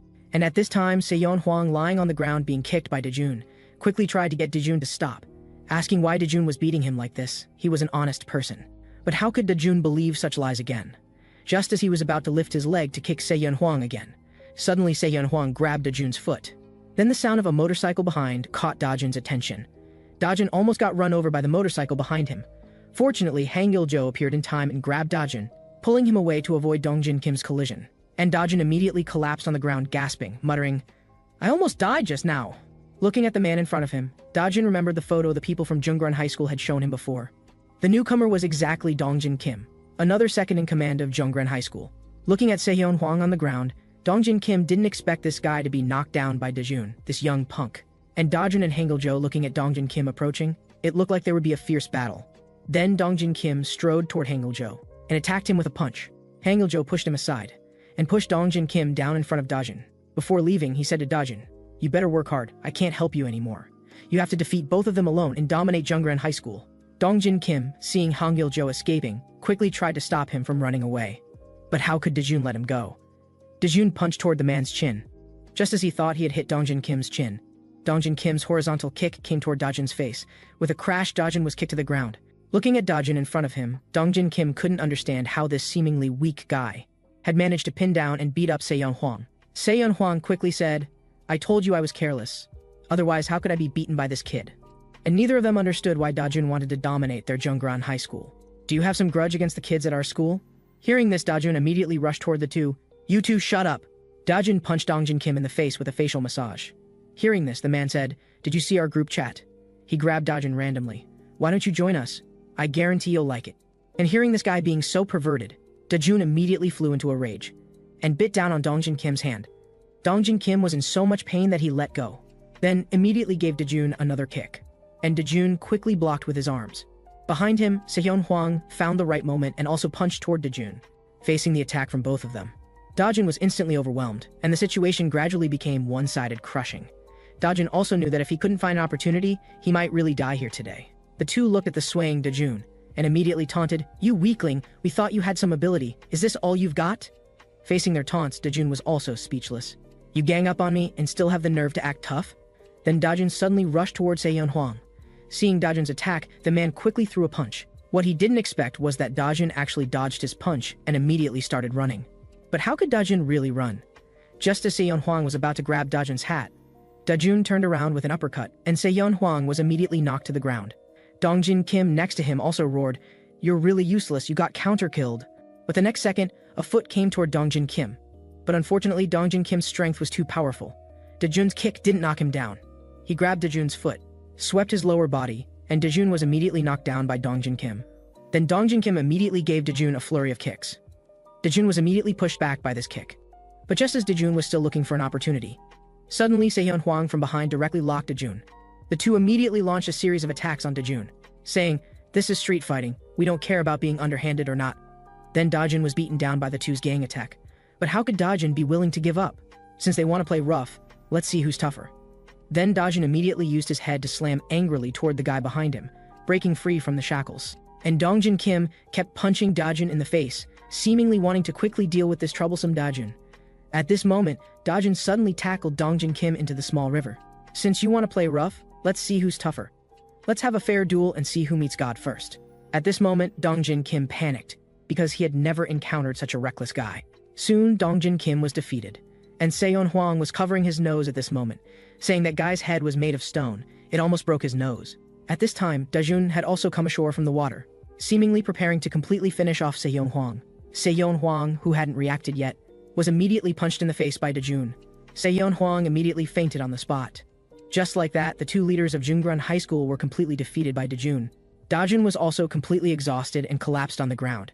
Suddenly, a hand from behind reached toward Dajun. The person was Hangil-jo. With Hangil-jo's few compliments, Dajun also showed a silly smile. Then Dajun was dragged by Hangil-jo on the way back. Just as Hangil-jo reminded Dajun that there was still one person in Jeongran High School he had to defeat. Otherwise, he would have difficulty becoming the number one person in Jeongran High School in the future. But at this time, Dajun was shocked by the scene in front of him. All the guys who had just been sent by Dongjin Kim to search for Se-yeon Hwang were now lying on the ground, seemingly all beaten down by someone. At this time, one subordinate on the ground was tremblingly looking at the person in front of him. That person is a monster. Then the man immediately took out his phone. And the contact on the phone screen was exactly Il-tak Hyo, the number one person at Jeongran High School. A few hours later, on the other side, Dongjin Kim and the other guy who had been dealt with by Dajun also woke up. The two were discussing Dajun. Dongjin Kim recalled Dajun's eyes at that time and his whole body trembled. Just as the two were still discussing, if Il-tak Hyo found out about today's events, they would probably be in big trouble again. But behind them appeared a man wearing slippers with flower arm tattoos on both hands. The man was Il-tak Hyo. Before Se-yeon Hwang could explain, the man used a whip kick to knock the blonde down again. While stepping on Se-yeon Hwang's head, he said, "When I'm not here, you two are like trash, getting beaten up by anyone?" Dongjin Kim was also somewhat stunned by the man in front of him. Then Il-tak Hyo said, "Don't worry, you two." Time came to the next day. Dajun had just finished buying things outside and was preparing to go home to celebrate yesterday's victory. At this time, a man in black next to him was slowly approaching. Just as he was about to hang up the phone, a man riding a motorcycle with someone carrying an iron rod behind him attacked Dajun.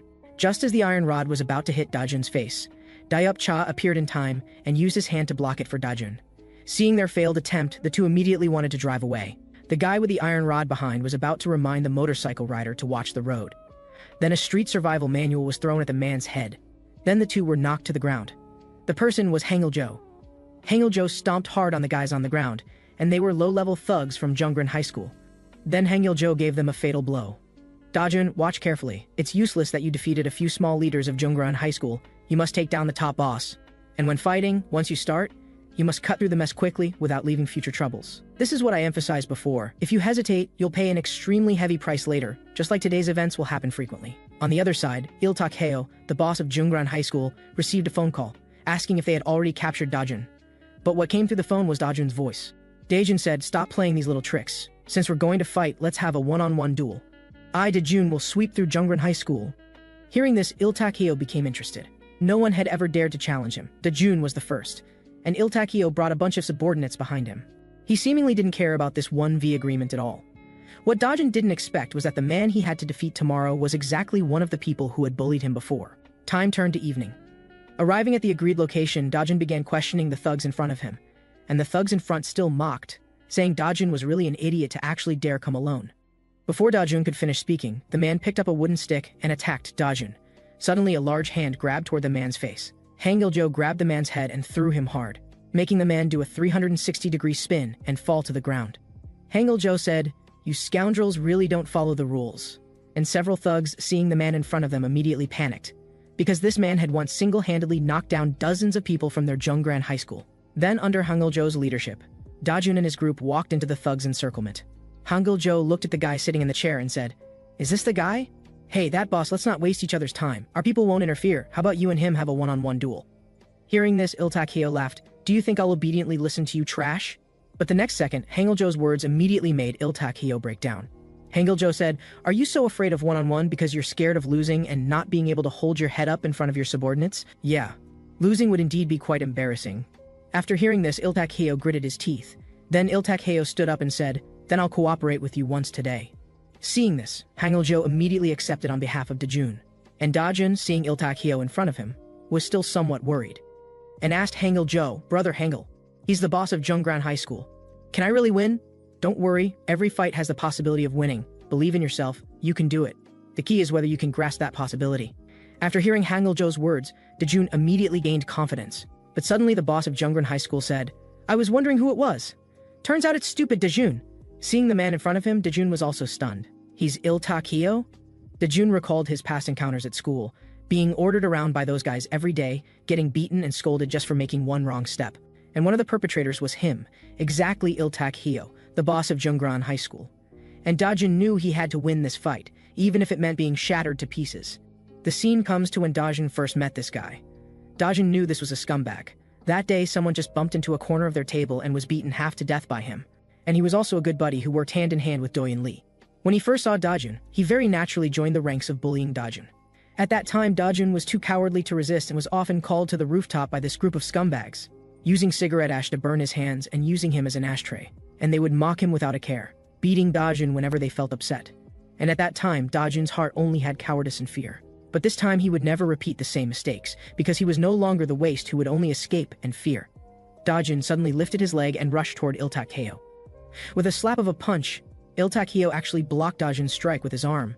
Just as Dajun was about to use his leg to try to trip Il-tak-heo, Il-tak-heo took a step back and actually dodged Dajun's attack. Suddenly, Il-tak-heo jumped up and said, "Stupid Dajun, I've already seen through your moves." A leg swing kicked toward Dajun's face. Suddenly, Il-tak-heo grabbed Dajun's hat. It seemed Il-tak-heo wanted to finish off Dajun with one punch.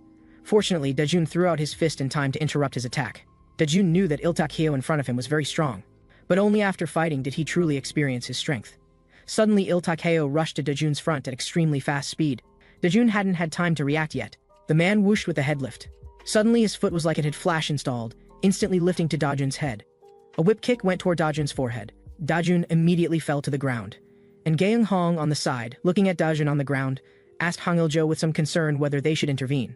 Suddenly, Dayup-cha nearby said, "I think we can wait a bit more, because during this time, that kid has been undergoing extremely harsh training every day. He's not the kind of guy who would be easily defeated like this." On the other side, while Il-tak-heo was still wondering if Dajun was already finished, suddenly Dajun rushed toward him. After being grabbed by Dajun, Il-tak-heo quickly used an elbow strike toward Dajun's back. Dajun cried out in pain from this strike. Just like that, in front of the Jungran High School subordinates, Dajun tackled Il-tak-heo to the ground. A straight punch went toward Il-tak-heo's face. At this moment, Il-tak-heo showed a surprised expression. He was actually being beaten by a guy he once considered trash. He quickly kicked Dajun away. Il-tak-heo quickly got up and attacked Dajun again. Just as he was about to kick Dajun again, unexpectedly Dajun caught it. Dajun threw Il-tak-hyo down with a hard swing. The situation instantly reversed. And the subordinates around, seeing the scene, were also somewhat surprised. Their boss actually had similar strength to Dajun. Had that kid really been bullied before? And hearing this, Il-tak-hyo was also somewhat angry. He was actually being beaten in front of his subordinates. And at this time, Dajun was giving him a feeling of pressure. Suddenly, Il-tak-hyo fiercely grabbed Dajun's hand. In an instant, Dajun's hand was twisted in a 360-degree rotation. Dajun immediately winced in pain. Images of being bullied by these scumbags suddenly flashed through his mind. Even though he was miserable back then, he couldn't fight back. Even when I think I'm doing well, IT shows up out of nowhere. The face I used to make when I was being bullied just comes out. But this time, I won't let you do whatever you want anymore. The pain you put me through back then, whether it was grueling training, or the combat practice that Hangul-jo made me do, or getting beaten up by others, I can endure it all, as long as I can make you show the same humiliated expression I once had. And this strike finally broke through Dajun's years of psychological barriers. With a loud crash, Il-tak-hyo was instantly sent flying by Dajun, blood spattering. Just when Gaeong-hong and the others thought it was all over, suddenly Gaeong's expression changed. Il-tak-hyo actually locked Dajun's arm with his own, and said, "You bastard, how long do you think you can act tough? Really getting ahead of yourself." Dajun was also hurt by this move. Taek Kim and Seongbin Ha on the side wanted to rush forward to stop it, but were held back by Dayup Cha. Then they looked at Hangul-jo, but Hangul-jo didn't seem worried at all. Just like that, Dajun and Il-tak-hyo were locked in a stalemate under everyone's watchful eyes, and Dajun's hand kept making cracking sounds. At this moment, Dajun surprised Il-tak-hyo, and just as he was about to persuade Dajun to give up struggling, suddenly Dajun burst forth, enduring the pain. He kicked off with both feet, his whole body flipped 180 degrees. This scene stunned Il-tak-hyo. He never expected Dajun to break his shoulder lock this way. Dajun quickly pulled his arm free from Il-tak-hyo's grip. Before Il-tak-hyo could react, Dajun kicked toward Il-tak-hyo's face. Dajun quickly grabbed Il-tak-hyo and swung his fists. In front of the Jungran High School lackeys, he punched the man's face again and again, instantly reversing the situation. But just then, one of Jungran High School's lackeys actually kicked Dajun away, and the situation became chaotic. Members of Hangul-jo's crew immediately joined the battle, taking care of the nearby thugs, while Dajun was surrounded and attacked by several from Jungran School. But at this moment, a foot viciously kicked toward one of the thugs beside Dajun. The kicked lackey asked Il-tak-hyo in confusion, "We're helping you, but you kicked me?" Then Il-tak-hyo said, "You guys are making me look bad. You don't think I'd lose to him, do you? Nobody here is allowed to move. I'll personally take care of this guy myself." Taek Kim and the others also stopped their attacks. And Il-tak-hyo kept taunting Dajun, "Don't think having a little strength now means you can beat me. After I take you down this time, you won't be able to use your hands to eat." As Il-tak-hyo spoke, he suddenly kicked viciously toward Dajun's face again. Dajun quickly blocked the incoming attacks with his arms. Il-tak-hyo attacked Dajun while taunting him. "You're naturally a disgusting cockroach. I absolutely won't allow you to crawl over me." But at this moment, Dajun punched toward Il-tak-hyo's face again. Il-tak-hyo still didn't seem to realize he was at the end of his rope, because from the beginning, he had been fighting evenly with this guy he once considered trash. If he didn't quickly defeat Dajun in front of his lackeys, then his status would be shaken. And these lackeys would doubt that he was no longer the predator at the top of the pyramid. Because even if his fighting skills were good, without followers it would all be meaningless. Il-tak-hyo burst forth toward Dajun again, still telling Dajun to get down on the ground, and beg me for mercy. At this moment, the two rushed toward each other again. Both landed punches on each other's faces. Taek Kim, seeing the scene, quickly asked, "Hangul-jo, when did Dajun reach this level? What exactly did you do?" Hangul-jo said, "I didn't do anything special. I just taught him the basics of fighting. The reason he's improving so rapidly is because he can instinctively react." At this moment, Dajun was gradually gaining the upper hand. One punch, then another punch. Dajun knew he had to quickly find a way to win, because if this continued, he might really lose. Just as Il-tak-hyo launched another attack on Dajun, Dajun seemed to see the light of victory in his eyes. Dajun used his footwork, turned and dodged Il-tak-hyo's punch, under everyone's surprised gaze. Before Il-tak-hyo could react, Dajun turned again and threw a punch, landing heavily on Il-tak-hyo's face. Il-tak-hyo's eyes immediately rolled back, blood gushing from his face. Just as he tried to counterattack again, Dajun's fist came toward his face once more. Dajun threw punch after punch.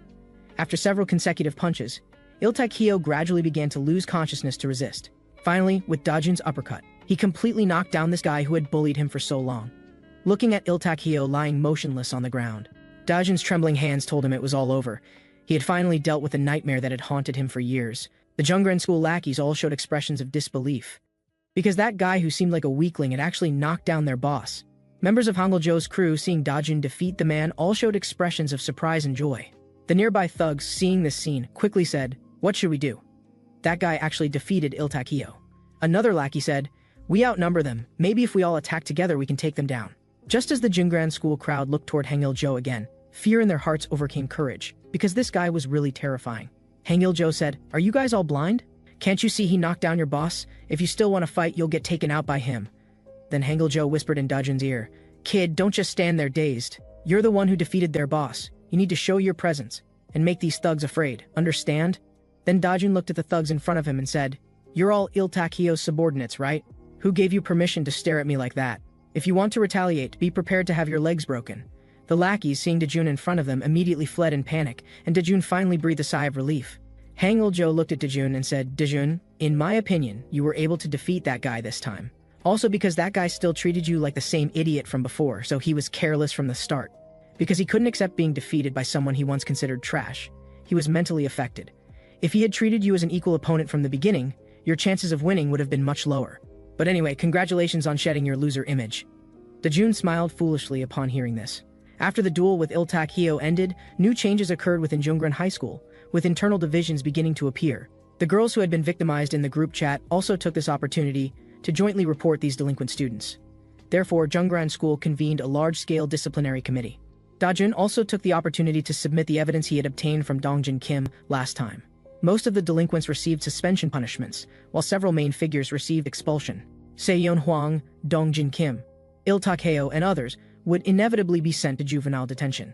But Il-tak-hyo had disappeared without a trace since his duel with Dajun. In any case, Jungran School, after being cleaned up by Dajun, had become a quiet and peaceful campus. Na-yoon even doubted if this was still the same school she had attended. Since then, Na-yoon's mood had also become much happier, and Dajun, looking at the scene before him, felt everything was developing in a good direction. That evening, the scene in front of him left Dajun dumbfounded. Dayop stared at Dajun and said, "Of course we have to do this." With a bang, Dayop shot a confetti cannon at Dajun, and in front of them was a cake celebrating Dajun's defeat of the Jungran school boss. But the next second, Dayop was hugging the cake and devouring it, muttering, "Little dummy, you beat a school's boss? How could we not commemorate such a touching moment?" Dajun, seeing Dayop wolfing down the food in front of him, was somewhat speechless. "I think you just wanted to eat cake." Teak Kim also handed Dajun a piece of pork belly from the grill. Teak Kim said, "Dajun, I was really shocked by you too. Although I haven't known you long, I didn't expect you to change so much in such a short time. I really think highly of you." Seongbin on the side also mentioned to Dajun, "With your current strength, you should be able to get proper revenge." Hearing this, Dajun fell into deep thought. Late at night, Dajun couldn't sleep no matter what. He quietly went to the rooftop alone. Just as Dajun arrived at the rooftop, he was attracted by a voice behind him. It was Hangul-jo, who said, "You've already gotten your revenge and become stronger as you wished, but you don't seem particularly happy. Is there still some problem?" Hearing this, Dajun couldn't help but fall silent for a moment. Then he said, "Although this was the first time I successfully got revenge on someone who bullied me, and it felt good. I've never had this kind of feeling before, but I also feel wronged. Even if I beat them beyond recognition, I still can't live a beautiful life with my family or have an ordinary school life. No matter how much revenge I get, it seems I can't go back to the past, so I feel too wronged." Hearing this, Hangul-jo said, "So you want to give up on revenge like this?" No, I still want to get revenge on those bastards." Hearing this, Hangul-jo patted Dajun's head with his hand. "Why are you sighing about life here like you've settled everything? Is your revenge over, brat? Are you afraid that after getting your revenge you'll continue living neither like a human nor a ghost?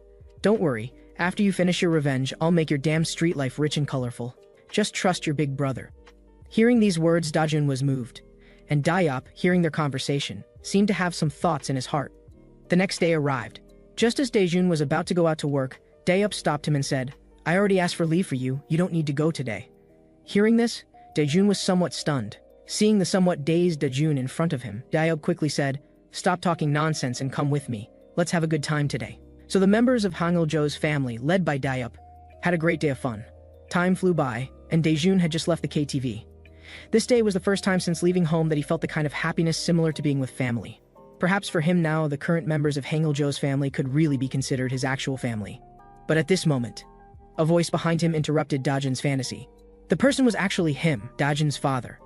"Have you ever experienced being beaten by your parents as a child for poor grades? The boy in front of us was beaten 9 times in 3 days, just because his grades weren't as good as his brothers. Every time the man disciplined the boy, he would say, "Don't say you're my son when you're outside," calling the boy useless. After being disciplined, his mother would apply ointment to him, saying, "Dad hits you for your own good, because he loves and cares about you." The boy believed his mother's words completely, determined to study hard and improve every day, and all this effort was just to meet the man's expectations. Hard work paid off, and the boy achieved good grades. That day, the boy brought his report card, full of hope that his father would praise him like he praised his brother. But the man just sighed deeply and said, "Even though you're real brothers, why is the gap so big?" Since that day, the man neither praised the boy nor hit him. The man no longer asked about the boy's studies and grades. After that, for a good period, the boy thought it was great not to get beaten. But after that, the man never asked about the boy's affairs again, whether it was things at school or the boy's troubles. As long as it concerned the boy, he chose to ignore everything. The boy also became a forgotten person at home. The boy felt lonely. Even though he wasn't getting beaten anymore, why did his heart hurt more than before? But after the boy was kicked out of the house by the man for many days, the two met again. What greeted him was a big slap from the man. Dajun was left bewildered by this hit. The man scolded, "Don't you know to come home after going out? Do you still consider me your father? Because of you, I've lost face in front of the neighbors. Stop embarrassing yourself outside and come home with me right now. I'll deal with you properly when you get home." Hearing the man's words, Dajun was also somewhat angry, because after being kicked out of the house for so long, when they met again, he wasn't greeted with the man's concern, but with scolding and beating. At this moment, Dajun had begun to lose hope in the man. Dajun also mustered courage and shouted angrily at the man, "Since you don't want me, then abandon me completely. Don't try to fulfill a father's responsibility now." Hearing this, the man trembled with rage. What greeted the boy was another beating. While beating him, the man kept cursing, "You've stayed outside too long, haven't you? How dare you talk to me like this? Fine. I don't care whether you live or die outside. Do whatever you want. I shouldn't have let your mother give birth to you in the first place." Dajun let the man beat him until his face was covered in tears. But at this moment, the man was pulled away by someone behind him. It was Hangul-jo. The man immediately said, "Let go quickly. You don't look like a good person." Hearing this, Hangul-jo said, "As you said, I am indeed a real thug, but if you dare to hit him again, I absolutely won't let you off, even if you are Dajun's father. While I'm still being polite to you, you'd better leave quickly." Hearing this, the man said to Dajun, "Dajun, are you mixing with these improper people now? Do you want to ruin your life? This is the last chance I'm giving you to come home. Are you coming back or not? If you don't come with me today, don't ever think about entering the house again." Hearing this, Dajun was completely disappointed in the man and said, "I agree with your thinking. I don't need that cold house either." Hearing this, the man gradually became speechless and left under their gaze. Dajun's heart also went through intense struggle. "It's really over, I have no family anymore." Just as Dajun was still immersed in the pain from earlier, Hangul-jo interrupted him. Dajun quickly pushed away Hangul-jo's hand and asked, "What are you doing?" Hearing this, Hangul-jo said, "Don't be sad about losing family like that. You'll always find real family. People connected by blood aren't necessarily real family. Heart-to-heart connection is what matters most." Hearing this, Dajun burst into tears. Although this incident happened today, his heart seemed to find peace. Dajun, who once thought leaving home meant no hope, but now he already had perfect family. After living outside for several months, Dajun had adapted to his new life, and his past life was gradually fading away. Daily training had become his routine. He was occasionally teased by T. Kim and Seong Bin, and his daily work at the pizza shop. He would still encounter troublemakers. But Dajun had become accustomed to this. He would habitually throw out the troublemakers. His daily life with the runaway from home crew was gradually integrating, although sometimes he would bicker with Dayop at home. Every afternoon he would train with Hangul-jo. And Hangul-jo, watching Dajun's rapid progress, also showed a gratified expression on his face. But Hangul-jo was still Hangul-jo. No matter how fast Dajun's strength improved, he could still knock Dajun down in one move. Seeing Dajun on the ground, Hangul-jo also felt it was time. "Should we start taking action? Begin your revenge plan." The scene shifted to a hospital. The life monitor kept making beeping sounds. ID badge hung on the bed rail. A critically ill man lay on the hospital bed. The man had a very deep wound on his forehead. But suddenly, the man opened his bloodshot eyes. Gasping for air, he sat up. The man was Doyun Lee, who had been pushed toward a truck by Dajun and nearly killed. News of Doyun Lee's discharge also reached his former partners in crime. Two people were discussing Doyun Lee, but a limping foot walked toward them. "Didn't I tell you to call everyone from Ujin High School? Why are there only you two?" Hearing this, the guy wearing a mask said, "Those guys don't want to come, afraid of causing more trouble." I was also beaten by Dajun. The rest were also severely beaten by Hangul-jo, so everyone's scared and doesn't dare come. You should just endure it. As soon as he finished speaking, Doyun Lee exploded. "I was made into this state by that kid, and you want me to endure it? Damn it, do you think I'm easy to bully too? "Shut your stinking mouth right now and come beat him up with me immediately." The man grabbed by Doyeon Lee also got angry. He quickly shook off the collar grabbed by Doyeon Lee. But Doyeon Lee was immediately knocked down by the man and the air instantly froze. The man said, "Doyeon Lee, in your current state, what can you do with that crippled leg?" Hearing this, Doyeon Lee said viciously, "So what if my leg is crippled? You mean you won't go with me?" The two explained, "It's not that, even if we go now." Before they could finish, Doyeon Lee interrupted, "You damn bastards. I knew you'd be like this. I heard you didn't even visit me when I was sick. You disloyal bastards." Then he left under their gaze, going alone to settle accounts with Dajun. The scene shifted. At this moment, Dajun came to Na-eun's school to bring her an umbrella. The boss said it might rain when school lets out, so he asked me to bring you an umbrella. Na-eun saw Hangil-jo behind Dajun and said, "Why did Hangil come too?" Hearing this, Hangil said, "Haha, I wanted to eat free pizza from your house, so I followed along." Then the group left amid chatter, but they didn't notice someone in black wearing a hat was following them. Doyeon Lee was staring at them maliciously. Doyeon Lee had learned from the two people he questioned earlier that after Jungran school boss Il-tak-heo was defeated by Dajun, he disappeared without a trace.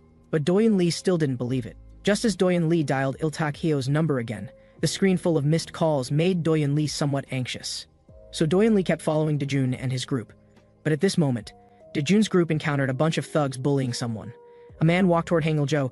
"Can't you see we're busy? Stay here and I'll break your legs." Immediately the two locked eyes and the man, seeing Hangil-jo unmoved, became furious. He threw a punch at Hangil-jo.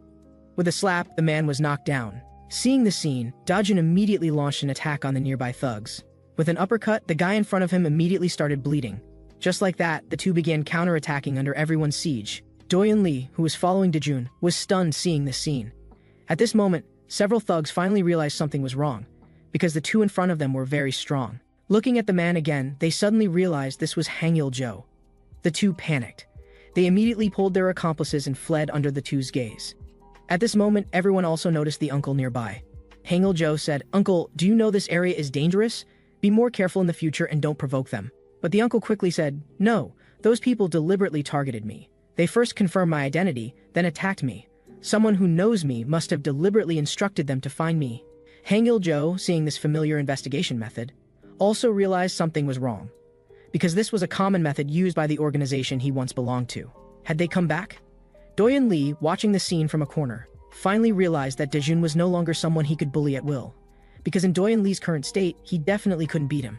Was he actually scared of him now? So Doyeon Lee left cursing. But at this moment, a hand landed on his shoulder, and he heard, "Why is your mouth so dirty? Were you just cursing at us?" Doyeon Lee asked in confusion. "What do you want?" But the next second, the man slapped Doyeon Lee.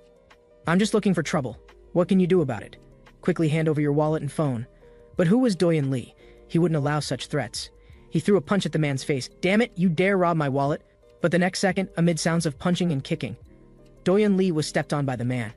Doyeon Lee also realized that in his current state, he couldn't beat them. So he began to beg for mercy. But how could the troublemaker easily let him go? A half-eaten ice cream was thrown in front of Doyeon Lee. A voice said, "Eat it. If you eat it in front of us, we'll let you go." Then the man pressed Doyeon Lee's head down hard. But just as his mouth was about to touch the ice cream, one of the guys nearby was knocked to the ground. The man, seeing his accomplice knocked down, immediately got up and charged at the person in front. But the next second, the man was also knocked down. "There are more and more guys like this lately. We've driven away 2 groups today." Dajun said, Can you get up by yourself?" Hearing Dajun's voice, Doyeon Lee panicked. The scene shifted. In Doyeon Lee's life, there was also a past he wanted to erase, though it was very brief. As a child, Doyeon Lee had also been isolated, just because he was fat. Classmates often looked down on him and mocked him. Each time, Doyeon Lee didn't dare talk back, nor did he dare look directly into their eyes. Until the day Doyeon Lee learned to fight back. That moment when Doyeon Lee looked down at the guy he had beaten. Doyeon Lee realized what life was. After that, Doyeon Lee was determined never to return to the past, but a voice nearby suddenly interrupted Doyeon Lee's recollection. Dajun said, "Let me help you up. You can grab my hand." Looking at Dajun's outstretched hand, Doyeon Lee's whole body trembled. Then he immediately got up and walked away. But due to his current physical condition, he could only limp along. But Dajun's voice rang out again, "Let me help you walk." Doyeon Lee began to panic. Watching Dajun gradually approach, if he was discovered, he might get beaten badly. But at this moment, it suddenly started raining heavily. Doyeon Lee, dragging his crippled leg, just wanted to quickly leave this damn place. Dajun, watching the man in front, was still somewhat worried. And just when Doyeon Lee thought Dajun wasn't following anymore, he finally breathed a sigh of relief. thinking to himself that after leaving here, he would find someone to beat him up badly. Just as Doyon Lee was thinking this, an umbrella blocked the rain above his head. Dajun said, "I can see you're not in good health. Take this umbrella and walk with it." Just as Dajun was about to hand the umbrella to the man in front, Doyon Lee pushed Dajun away and walked away without looking back. But Dajun, still somewhat worried about the man in front, said, "You shouldn't refuse me." But at this moment, a familiar yet strange voice mixed with the rain, "Please, stay away from me." Though the voice was small, perhaps because of the rain it was somewhat unclear, but Dajun instinctively felt uncomfortable and got goosebumps. That subtle voice touched something deep in Dajun's buried memories. But why did I feel uncomfortable that day, yet still sent that person away? Maybe it was because of the rainy day, or maybe someone was waiting for me. And Dajun still regrets what happened that day. The scene shifted. Hangul-jo said to Dajun, "Recently, whether in personal practice or real combat practice outside, you far exceeded the passing grade. I declare your fighting course officially graduated." Hearing these words, Dajun's eyes filled with tears.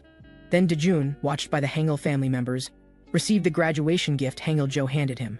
T. Kim on the side also remembered those past days, seeing Dajun putting on his clothes in front of them. Dayup said, "Now there's only one thing left for us to do. Our group is going to Ujin school where you used to study." Hearing this, Dajun was somewhat surprised. "You're going too? This is my personal matter. It's fine if you don't go, and I need to settle this myself." But the next second, Dayup said again, "What are you talking about? How can it be just your business? You're also a member of the Hangul family.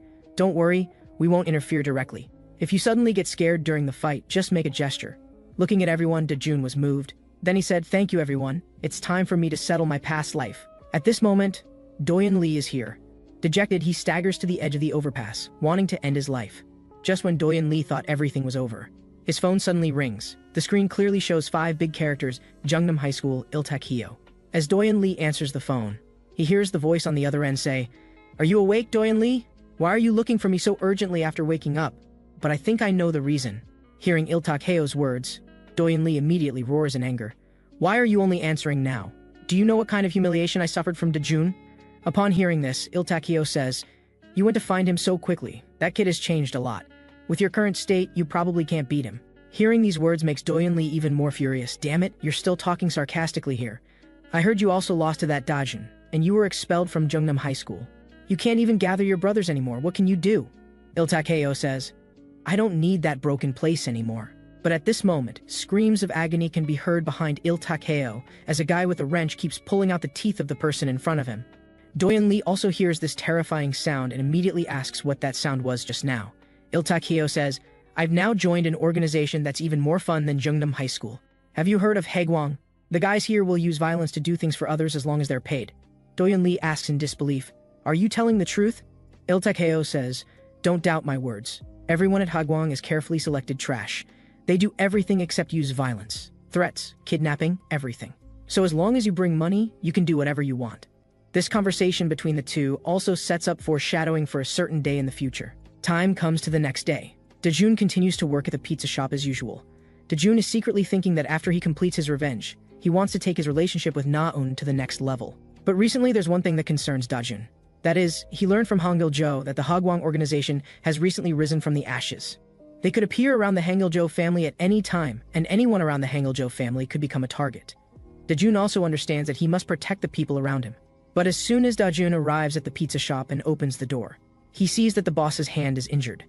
Dajun immediately asks if it was done by those Haegwang people. But the boss hesitates and refuses to tell the truth, under Dajun's persistent questioning. It turns out the boss just accidentally fell while walking. Now the atmosphere between the two becomes awkward. After this questioning, Dajun goes to the changing room to prepare to change clothes. But 2 people appear in front of him.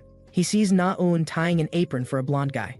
Seeing Na-eun and the blonde guy's intimate actions, Dajun is dumbfounded. But the next second, the blonde guy appears in front of Dajun and extends his hand saying, "Hello, I heard you're a year older than me. I'll call you Hyung. Just call me Songho." At this moment, Dajun couldn't be more unhappy, and frankly, I as the author also find him annoying. But even so, Dajun still has to, as a senior, take him to familiarize himself with the daily work of the pizza shop. Dajun also works very hard to show off his work abilities in front of his junior. But since it's Songho's first time working, he's still somewhat unfamiliar. Seeing this, Dajun immediately steps forward and tells Songho to go inside first. Then Dajun cleans up and hands a fresh cola to the customer in front, just when Dajun thought his senior abilities were being demonstrated. The next second, Dajun is dumbfounded, because Na-eun is comforting Songho. After Na-eun leaves, Songho takes out a pack of cigarettes and asks, "Do you smoke?" Then Dajun and he come to the back door of the pizza shop, and Songho says, "Hyung, you're really amazing." Hearing this, Dajun immediately becomes smug and scratches his head saying, "It's nothing." Dajun also asks why Songho started working part-time at such a young age. Songho says, "Actually, I need money, because I'm considering whether to run away from home. Maybe for certain reasons." Hearing Songho's words, Dajun also understands that this guy must have many difficulties. But thinking about how he was jealous of him today, because he was afraid of his close relationship with Na-on, Dajun instantly feels regretful. Then Dajun tells Songho about his own situation, that he also ran away from home, telling him not to think of running away from home too simply. Because living on the streets, dangerous things could happen every day. I advise you not to run away from home. But I also know you might have experienced many things, and I know there are always situations where you have no choice. To be honest, I can't use a firm tone to stop you from running away from home. Although I can't help you much, if you have any problems, you can always come to me. Hearing this, Songho thanks Dajun. Then while advising Songho not to run away from home, Dajun demonstrates a reverse smoking technique, acting deep. Time comes to the next day. Dajun is dumbfounded when he arrives at the convenience store. In just one day, Songho has learned to make pizza dough in front of everyone. Then he finished the remaining work, and with his handsome face, he also attracted a bunch of customers to the store. The boss and Na-un on the side also sigh that because of Songho, today's sales are very good. Then Na-un walks forward and touches Songho's head. Seeing this scene, Dajun immediately becomes unsettled. He hurriedly rushes out under the gaze of the two.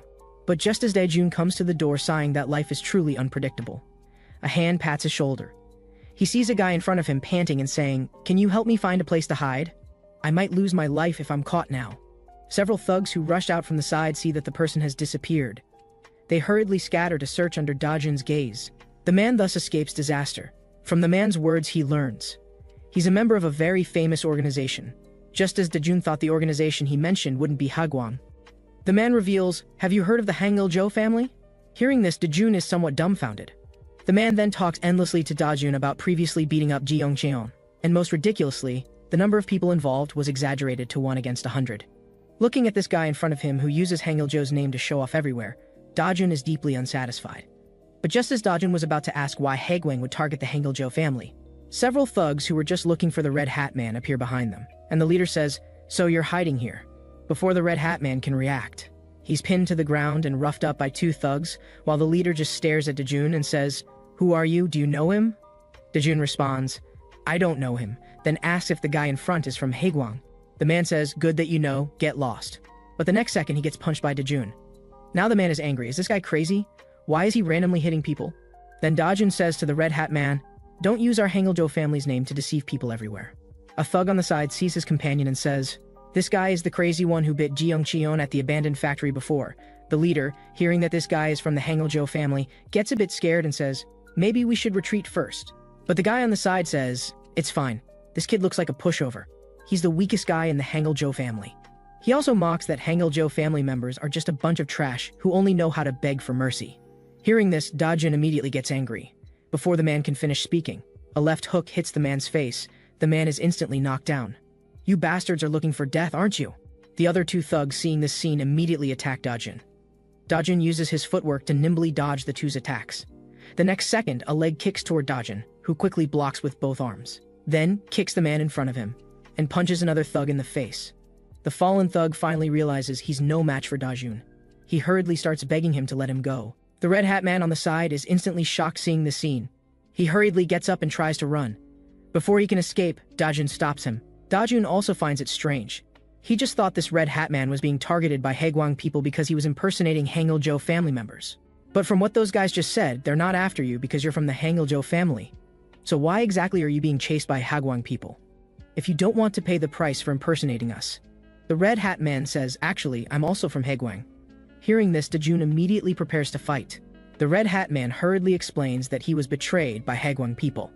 Because after Jeong-cheon disappeared, the nearby Hagwang organization changed its business model.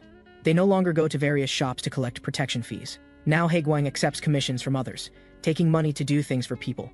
As long as it's something the underworld dares to do, they'll do it all. As for why I was betrayed by Hagwang, it's also because of that guy. Dajun sees the guy in front and immediately recalls, "Isn't this the person who was beaten before?" The Red Hat Man looks at Dajun puzzledly and asks if he knows him. Dajun responds that he saved him before because he was being chased and beaten by Hagwang people. Hearing this, the Red Hat Man says through gritted teeth, It's probably related to him because he's my dad, and also a district official in this area. The scene shifts to the Red Hat man's memory. The district head's son ran away from home and joined Haegwang. He thought life would be very comfortable.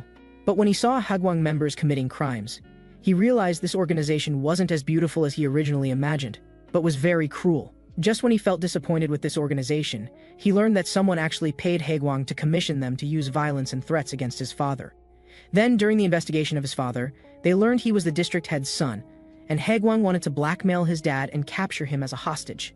He thought they would be family, but unexpectedly, Haegwang guys turned their backs on him immediately.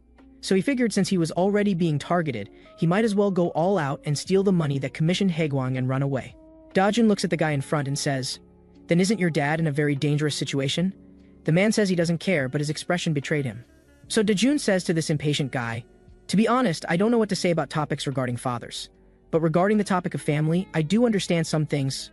So he says, "The people who truly care about you and worry about you are the ones you need to protect with your life." Hearing this, the little red hat angrily scolds, "You mean I should risk my life fighting Haegwang for that old stubborn man? He never considered me." Dajun explains to him, "Actually, your dad isn't what you think. After you left home, he's been looking for you. The reason he didn't recognize your current appearance is because the photo he showed me last time is different from how you look now. But I can clearly tell you that your dad is very worried about you and is indeed frantically looking for you. He asked me to tell you sorry when I found you." Hearing this, the little red hat immediately tears up. He should have known better than to run away from home and wouldn't have ended up being targeted by Haegwang people now. Looking at the guy in front, Dajun suddenly feels ironic. Because in these 2 days, he's met 2 guys. One is considering running away from home, while the other regrets running away from home. He then says to the little red hat, "Don't worry, I'll help you." Scene shifts. Jeong-cheon glares angrily at the Haegwang guys in front and says, "Just because I lost once, you want to kick me out of Haegwang?" But as Jeong-cheon keeps complaining, a hand from behind crushes him down. The person who came is Haegwang executive Gangrak-bae. Before Jeong-cheon can explain, Gangrak-bae says, "Do you know how much loss we suffered because of you alone? I told you before not to make things too big, and this time it's also because you unnecessarily provoked the Hangul-jo family that things got messed up." Hearing this, Jeong-cheon immediately gets angry and threatens the guy in front, saying if they just kick him out like this, he'll leak Haegwang's secrets. But the next second, he gets knocked unconscious by Gangrak-bae's punch. Then the man says, "Jeong-cheon, you've crossed the line. Want to leak secrets? Go leak them to the King of Hell." He then calls his subordinates to dispose of Jeong-cheon. Then another Haegwang executive, Jung Min-han, says, "You'd better be careful, you might expose yourself if you're unlucky." Hearing this, Gangrak-bae says, "I see you're not too worried about this matter either. Don't you also agree with us eliminating the Hangul-jo family?" Jung Min-han responds, "Of course. I personally witnessed their threat to Haegwang. Also, we just received a commission to eliminate the Hangul-jo family." But Jung Min-han puzzledly asks Gangrak-bae, "Why do you oppose the plan to eliminate the Hangul-jo family?" Gangrak-bae says, "I just think eliminating them isn't cost-effective, it's more cost-effective to use them. We can test them one more time. We can eliminate those guys anytime once we make up our minds. What they don't know yet is, I've already sent an undercover agent to infiltrate their interior." On the other side, at the pizza shop, Dajun is introducing In-hwan, whom he met today, to Song-ho. In-hwan also learns from Dajun that Song-ho wants to run away from home. He immediately starts dissuading him. "You absolutely mustn't do that. Going out is just suffering. None of those things you imagine exist." Then he points to Dajun and says, "Did this guy tell you to run away from home when you feel too tired? That's because he's from the Hangul-jo family. The Hangul-jo family is different from others. They never bully people, but the people who run away from home in this area are all trash." But the next second he says seriously, "If you really want to run away from home, then join Haegwang." Hearing this, Dajun is immediately dumbfounded, then starts arguing with the guy in front. "What the hell are you talking about?"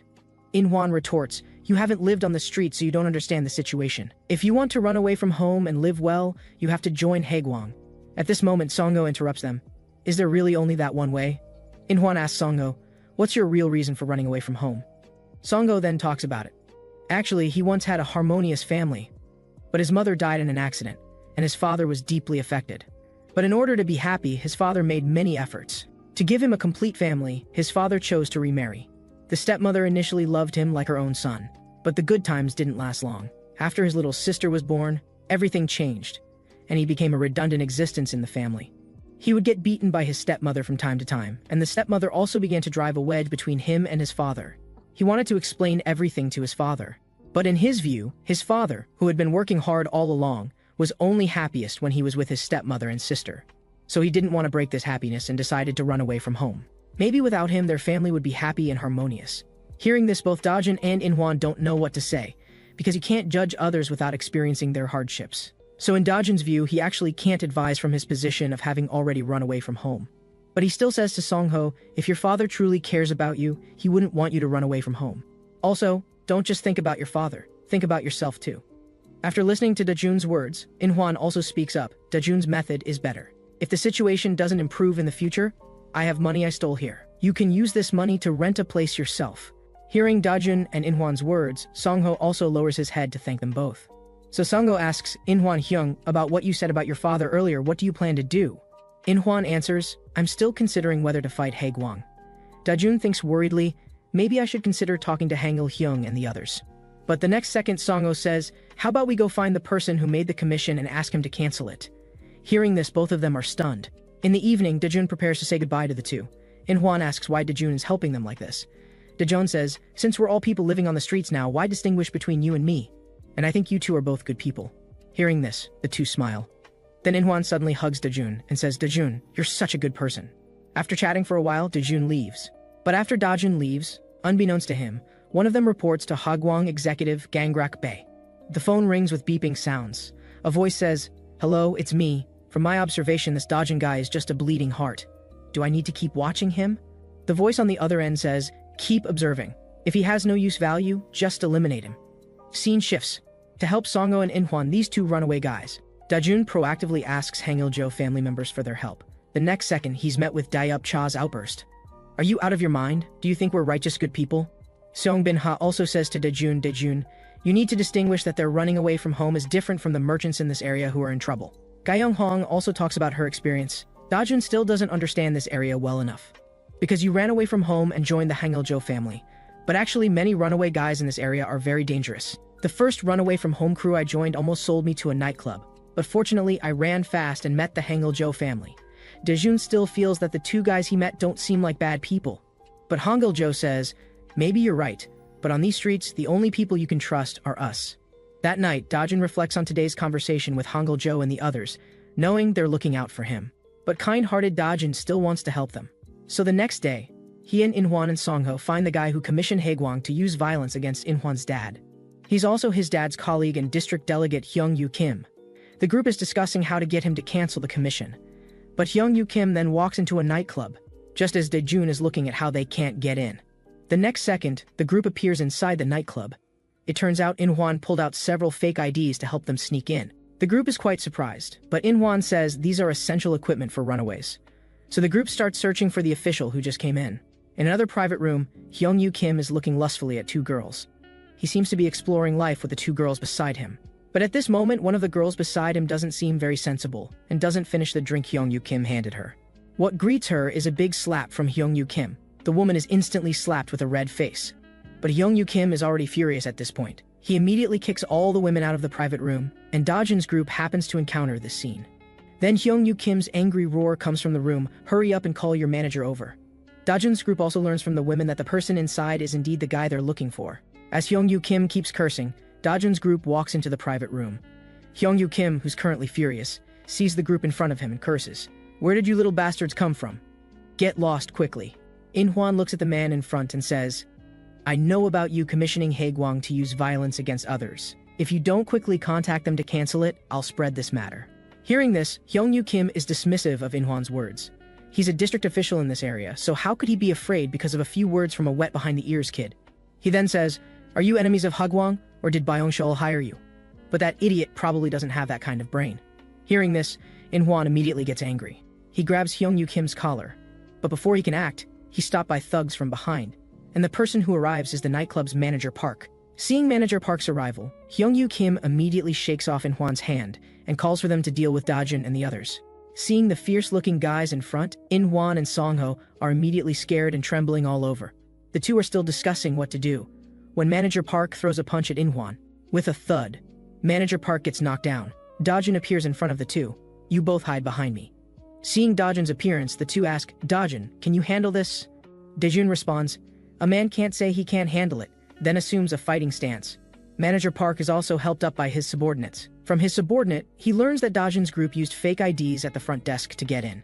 Little does he know this is a pervert that even other perverts would call a pervert. To make a woman pay back her father's debt, he actually demands the woman accompany clients for a whole day. If he encounters clients he doesn't like, he'll cripple them, and he boasts that you shouldn't come to nightclubs if you don't have enough money. Having never been beaten since childhood, he was actually hit by a young punk in front of him. This completely enrages Manager Park. He immediately calls his subordinates to cripple Dajun and bring him before him. Facing the siege of two thugs, Dajun hurriedly goes on the defensive. Then seizing the opportunity, he lands a left jab on the man's face in front. The other thug, seeing Dajun's reckless fighting style, hurriedly blocks with his arms, but the man has been fighting in nightclubs for years after all. After defending, he throws a straight punch at Dajun, which Dajun also blocks with his arms. Both sides fight evenly matched. Just as Dajun seizes the opportunity to step on the man's foot in front, and wants to punch the man's face. With a bang, Dajun gets kicked away by Manager Park, then crashes heavily onto the table.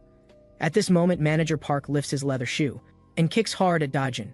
Dajun is instantly beaten until his eyes roll back by Manager Park. Manager Park calls his subordinates to grab Dajun. With a crash of the bottle, Manager Park grabs half a broken bottle to attack Dajun's face. At this moment, Dajun finally realizes he was careless. But suddenly the bottle in the man's hand gets knocked away. And the subordinate holding Dajun also gets knocked down by Songho with one punch. Songho appears in front of Dajun. Songho trembles and says, "I want to fight." Inhwan, seeing Songho enter the battle, also appears beside Songho. The situation instantly becomes 3 against 3. But the next second, Dajun pushes the two aside.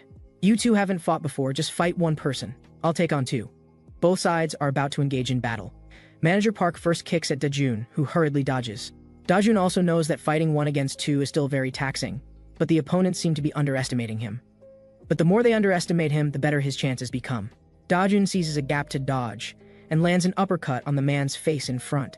Manager Park, seeing his fallen subordinate, also knows he can't underestimate the guy in front anymore. But the next second, Dajun fiercely attacks Manager Park. However, the attack is instantly neutralized by Manager Park. What greets Dajun is a fierce strike from Manager Park. Dajun is instantly beaten until he spits up stomach acid. Manager Park now knows Dajun wants to attack his chin, so he quickly blocks Dajun's attack with his arms. But due to the difference in strength, Dajun takes another left jab from Manager Park. Dajun also seizes this opportunity to counterattack. As Dajun closes the distance, his arms gather strength. Just as both sides' attacks are about to hit each other, Dajun fiercely punches Manager Park's stomach, landing a heavy blow to Manager Park's chest. Manager Park spits up stomach acid and his eyes roll back. Manager Park tries to get up and strike back, but what greets him are several more straight punches from Dajun. With a bang, Manager Park falls down. Dajun hurriedly looks toward Inhwan and the others. Under Inhwan's surprised gaze, Songho has already knocked down the man, while still acting like he doesn't know what's happening. Looking at this scene, Dajun is also deeply surprised. Whether it's part-time work or fighting, this kid can do so well on his first try. Then the group surrounds District Delegate Hyungwoo Kim and starts interrogating him. But at this moment, Manager Park actually gets up from the ground again, looking vicious. Manager Park grabs a broken bottle and stabs fiercely at the group. Fortunately, Songho saves Dajun in time. Dajun immediately punches Manager Park hard in the face. Manager Park is completely knocked down, just as Dajun wonders where the blood on his body came from. He checks himself and finds no major injuries. But the next second, under the horrified gazes of the two, drops of blood fall from an arm. Songho has a bottle stuck in his back. With a thud, he collapses in front of Dajun and the other. Seeing this scene, Inhwan is instantly frozen with shock. Dajun hurriedly wakes him up, then calls for him to quickly take Songho to the hospital, while Dajun grabs District Delegate Hyungwoo Kim nearby and starts interrogating him. Several hours later, arriving at the hospital, Dajun looks at Songho on the hospital bed and asks how he's doing. Songho says, "The injured area just keeps throbbing with pain." Dajun looks at Songho in front and says, "Songho, why did you block that for me when it was so dangerous?" Songho says, "Actually, I don't know either. I've always thought that. I can't even take care of myself, let alone others, but this time my body unconsciously blocked it for you." After chatting for a while, the two leave the hospital. Dajun looks at Inhwan in front and says, "This time the expenses must have cost quite a bit." Inhwan says, "Anyway, this money came from the commission client's deposit, so it's fine." Dajun looks at Inhwan in front and says thanks. Inhwan then asks about how he dealt with the guy in the private room. Dajun says, "I already learned from that guy that it turns out your dad found out he was embezzling the district council's budget. To warn your dad, he commissioned Haegwang to do this, after his confession. If he wants to cancel the commission, he needs to meet with Haegwang people and we have to go with him too." Both of them know this matter isn't that simple. But just in case, Dajun also got evidence of his corruption. In-hwan says, Dajun, maybe I should go by myself for this matter. I don't want to drag you down anymore. Dajun says, things have come to this point. You can only trust me to the end now. At this moment, Dajun doesn't know that Hangul-jo is observing Dajun's every move from a corner nearby. Time comes to the next day. Inside the nightclub, Hagwang executive Jong Min-han arrives. He comes to a door. Inside the room lie several guys who were beaten down by Dajun yesterday. Then manager Park starts reporting to Jong Min-han. At this moment, the voice on the other end of the phone also says to the man, these guys' hearts are just too soft. Maybe this is the weakness of the Hangul-jo family. Jong Min-han says, so what do you plan to do with Dajun? Gangrak-bae says Haegwang doesn't need that kind of person, and Gangrak-bae seems to be waiting for a certain big fish to take the bait. At the same time, Dajun, In-hwan, and Hyung-yu Kim also arrived at the agreed location. Seeing that Hyung-yu Kim had brought them to this desolate wilderness, In-hwan immediately confronted him, asking if Hyung-yu Kim was pulling some kind of trick. But Hyung-yu Kim brushed him off, saying, relax, you have evidence of my corruption. I can't run away anyway, but you also need to keep your promise. Once I cancel this commission, you'll destroy the evidence of my corruption. Then the group arrived at the designated meeting spot. Hyung-yu Kim went forward to find Gangrak-bae to cancel the commission, while Dajun and In-hwan hid nearby, watching everything unfold. Just then, a figure appeared before Hyung-yu Kim, someone with mud-covered feet, dragging a shovel in his hands. This scared Hyung-yu Kim so much that he immediately sat down. The man then said, Hyung-yu Kim, we meet again. Dajun, watching from the side, felt immense pressure and just wanted to leave as soon as Hyung-yu Kim canceled the commission. Gangrak-bae then said to Hyung-yu Kim, sorry I'm late, I had a bit of work left to finish. I was going to have my subordinates handle it. But the guy we're dealing with this time is someone I particularly care about, so I decided to handle it personally. He then asked Hyung-yu Kim, I heard you want to cancel this commission? Hyung-yu Kim replied, yes, I think we've given them sufficient warning, so it's no longer necessary. Gangrak-bae then said, that's fine. You just need to pay the remaining money. Hyung-yu Kim asked in confusion, I'm canceling the commission, so why do I still need to pay? But remembering that his leverage was still in Dajun's hands, Hyung-yu Kim agreed. However, the next second, Gangrak-bae said, actually, besides that district chief, other people also know about your corruption. Hyung-yu Kim was shocked and asked, what do you want? Are you threatening me now? Gangrak-bae replied nonchalantly, that depends on how you see it. I just want to make a deal with you. If you can regularly give us a portion of your corruption money, we'll become your hands and feet. Hearing this, Hyung-yu Kim said, you mean you want me to pay protection money? But what about my corruption issue? There are still several people who know about it. If they expose it, I'm finished. But to Hyung-yu Kim's shock, Gangrak-bae revealed, from now on, besides us knowing about this, any third party who knows will disappear. But even though you cancel the commission, we'll still take care of District Chief Byung-chol. And that guy in the corner who threatened you with the corruption evidence? We'll deal with him too. Then, to Dajun and In-hwan's surprise, they found themselves surrounded. What Dajun and In-hwan didn't know was that they had already fallen step by step into Gangrak-bae's trap. Gangrak-bae said, bury these two rats for me. Then a group of subordinates on motorcycles swarmed toward Dajun and In-hwan. Dajun quickly pushed In-hwan out of the way. Facing the overwhelming numbers of Haegwang, Dajun could only take a beating. Meanwhile, In-hwan couldn't even last 3 minutes before being taken down by 2 subordinates. Then Dajun was surrounded and attacked by multiple subordinates. Dajun quickly grabbed a stone from the ground and threw it hard at a nearby motorcycle rider. Then Dajun swiftly picked up the iron rod that had fallen from his attack, and with a sharp swing, accurately pierced it into the tire of another motorcycle rider. Before the thug could get up, Dajun delivered a powerful kick to his chin, then immediately created distance. Dajun then charged toward Hyung-yu Kim, hoping to use him as leverage to escape. But just then, a shovel flew through the air and blocked Dajun's path. Gangrak-bae slowly walked toward Dajun, saying, Hangul-jo's family Dajun, your skills are pretty good. I was going to let my subordinates handle you, but it seems that would take some time. Let me deal with you personally. Dajun felt immense pressure facing this man, because the aura this man emanated was completely different from anyone he'd encountered before. If he lost here, not only would he be finished, but In-hwan would be too. Before Dajun could think of a strategy, Gangrak-bae threw a punch at him. Dajun thought he could block it with his arm, but the next second, Dajun was sent flying by Gangrak-bae's punch, crashing into a tree. Being knocked away, Dajun realized how vast the power gap was between him and this man. He hadn't expected this man to be even stronger than Jeong-chon, whom he'd encountered before. Before Dajun could stand up, Gangrak-bae's next punch came crashing down toward his head. Dajun quickly dodged to the side, but with a cracking sound, Gangrak-bae's punch still landed heavily on Dajun's leg. Dajun's leg actually cracked, causing him to scream in pain. Then Gangrak-bae grabbed Dajun by the hair and dragged him forward step by step. What awaited Dajun was the fire pit ahead. Gangrak-bae said, I'll get back at you one by one for what you and Hangul-jo's family did. And the burn scar on Gyeongcheon's face.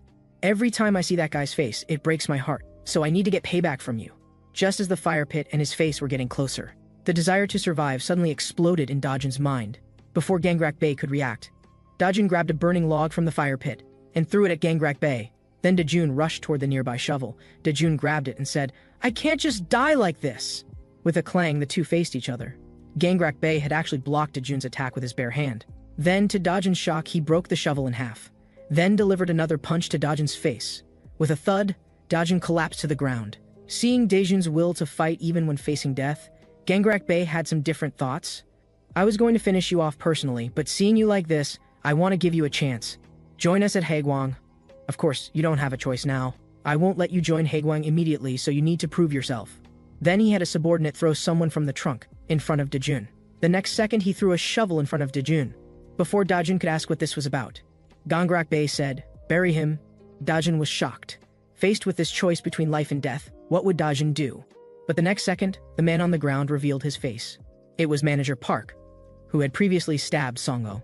Gangrak Bae said again, "This man has betrayed Haegwang and has been conducting corrupt deals behind our backs. If you eliminate him, you and your friend can live.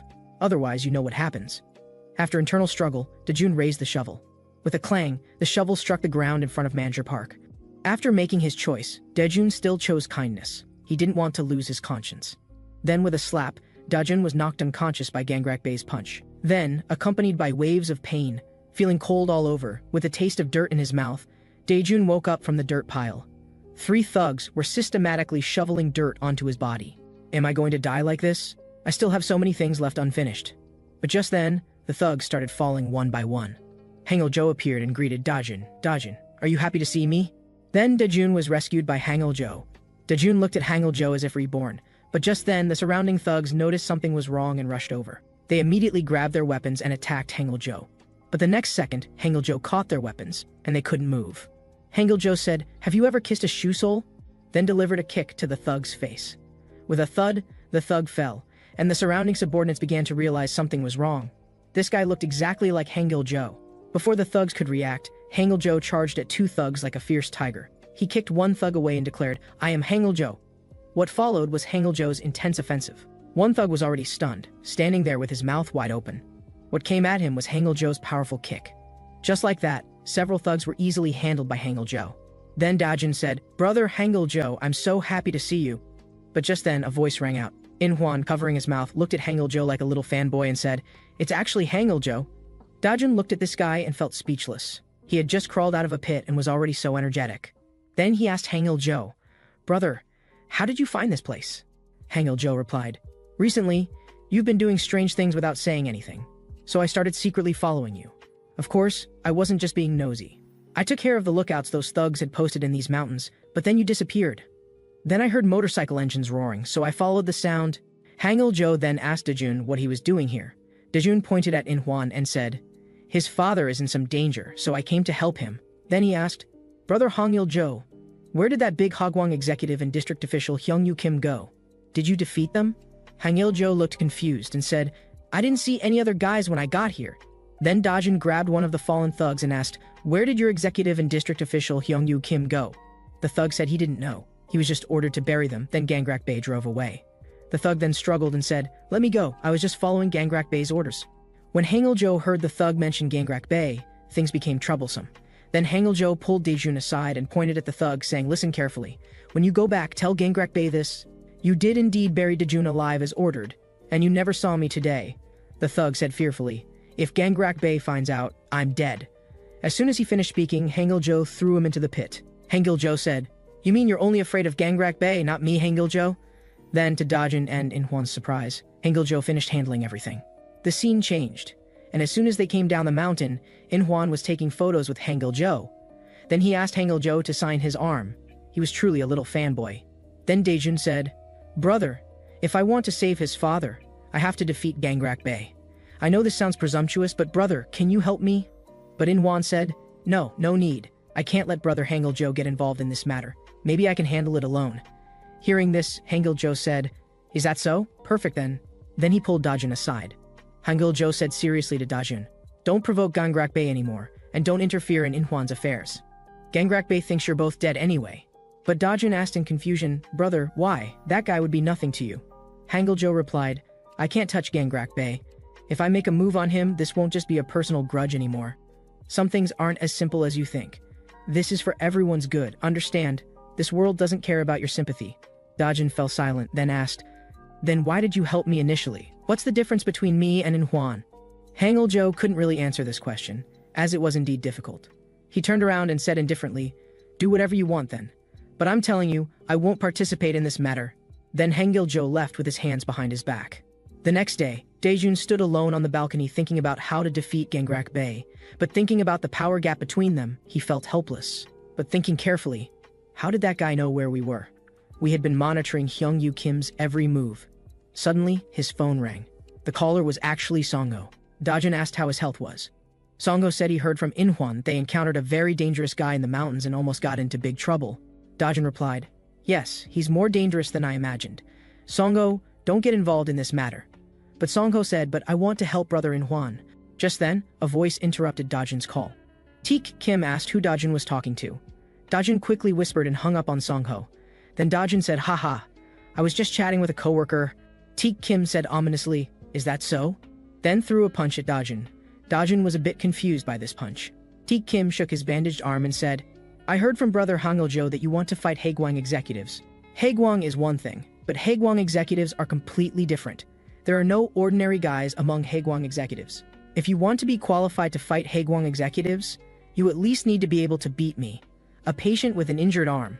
To Dajun's surprise, another voice rang out, "No, that's not enough. Before fighting Haegwang executives, you need to at least beat us. Gaeung-hong specialty, wrestling." With a thud, Dajun was heavily slammed to the ground. First round, Gaeung-hong wins after resting for half an hour. Dajun faced his second opponent, Seongbin Ha.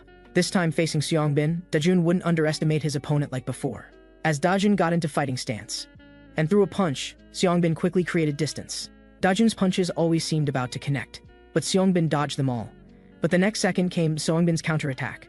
Another punch, then a punch to Dajun's abdomen. Dajun immediately collapsed to the ground. Second round, Seongbin Ha wins, after another rest. Third round, opponent Teak Kim. But before it even started, Dajun could already feel an aura similar to Gangrak Bey's from Teak Kim. But Dajun had no way back now, so he charged at Teak Kim. With several thuds, Dajun's attacks landed on Teak Kim. But no matter how hard Dajun hit him, Teak Kim remained unmoved in his defense. Teak Kim said, "You're hitting pretty hard. Looks like your strength has improved quite a bit, Dajun."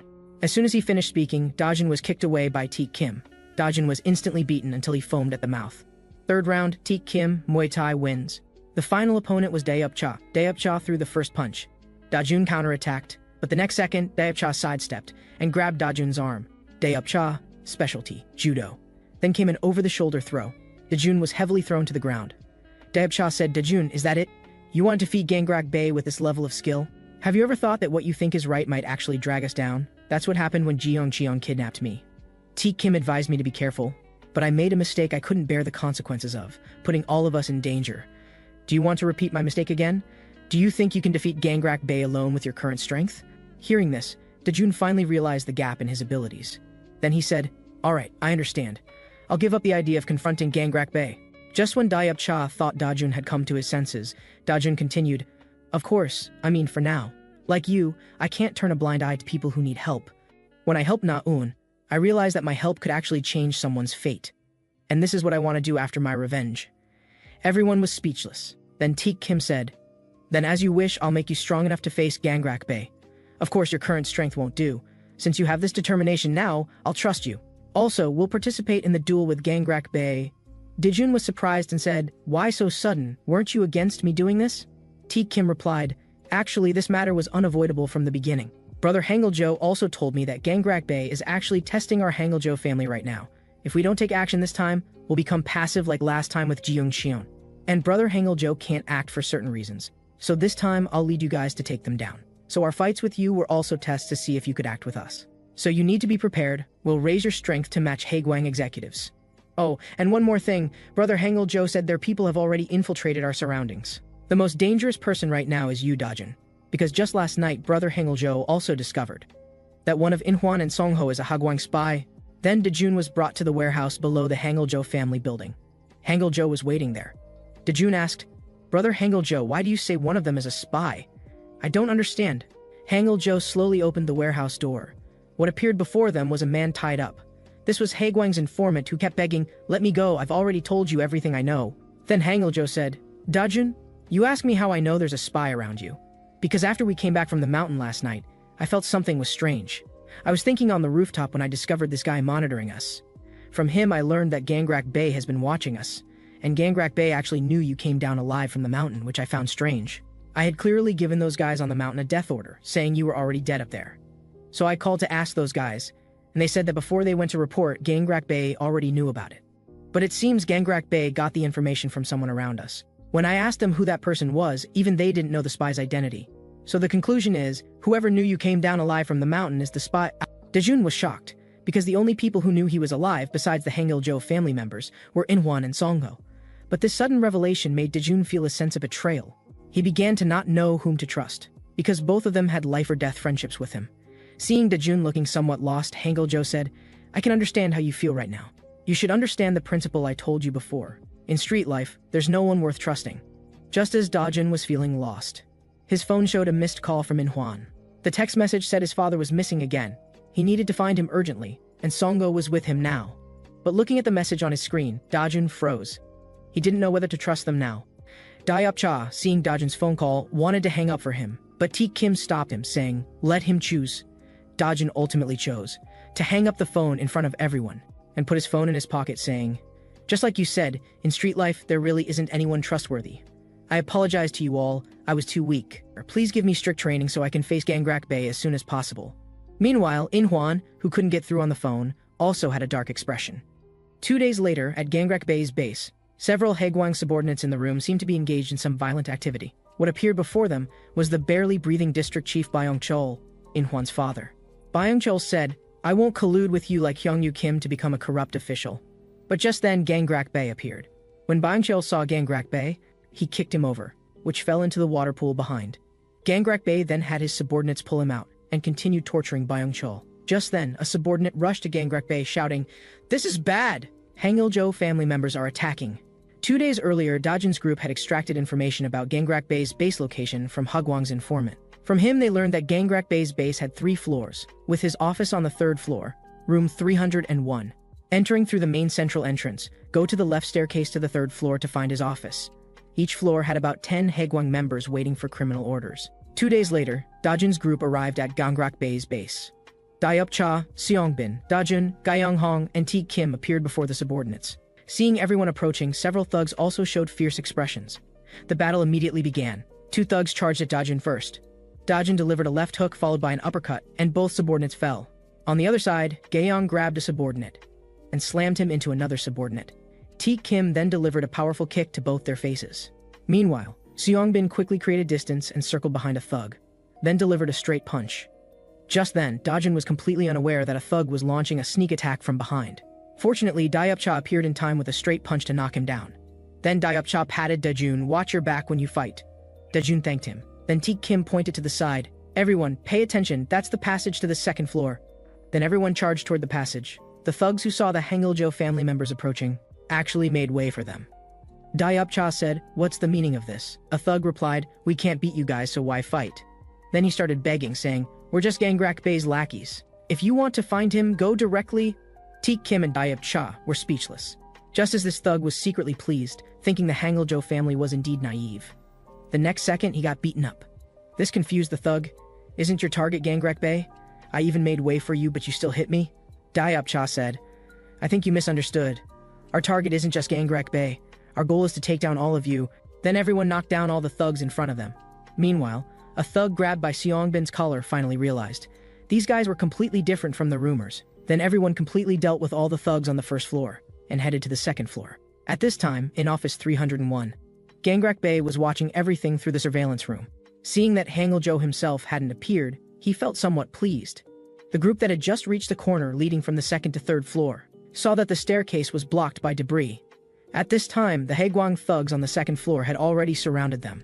Just then, Taek Kim noticed that another staircase on the other side had people coming down. This meant the other staircase was clear. They needed to fight their way through from this side to that side. Then everyone charged at the thugs in front of them, But as everyone began attacking the Haegwang thugs, Dajun was fighting when the guy in front of him suddenly started running away. Several thugs nearby also retreated, seemingly not wanting to fight. Seeing these cowardly guys, Dayup-cha got impatient. "Why aren't you fighting? It's too late to run now." These thugs didn't seem to want to fight, but also didn't want to make way.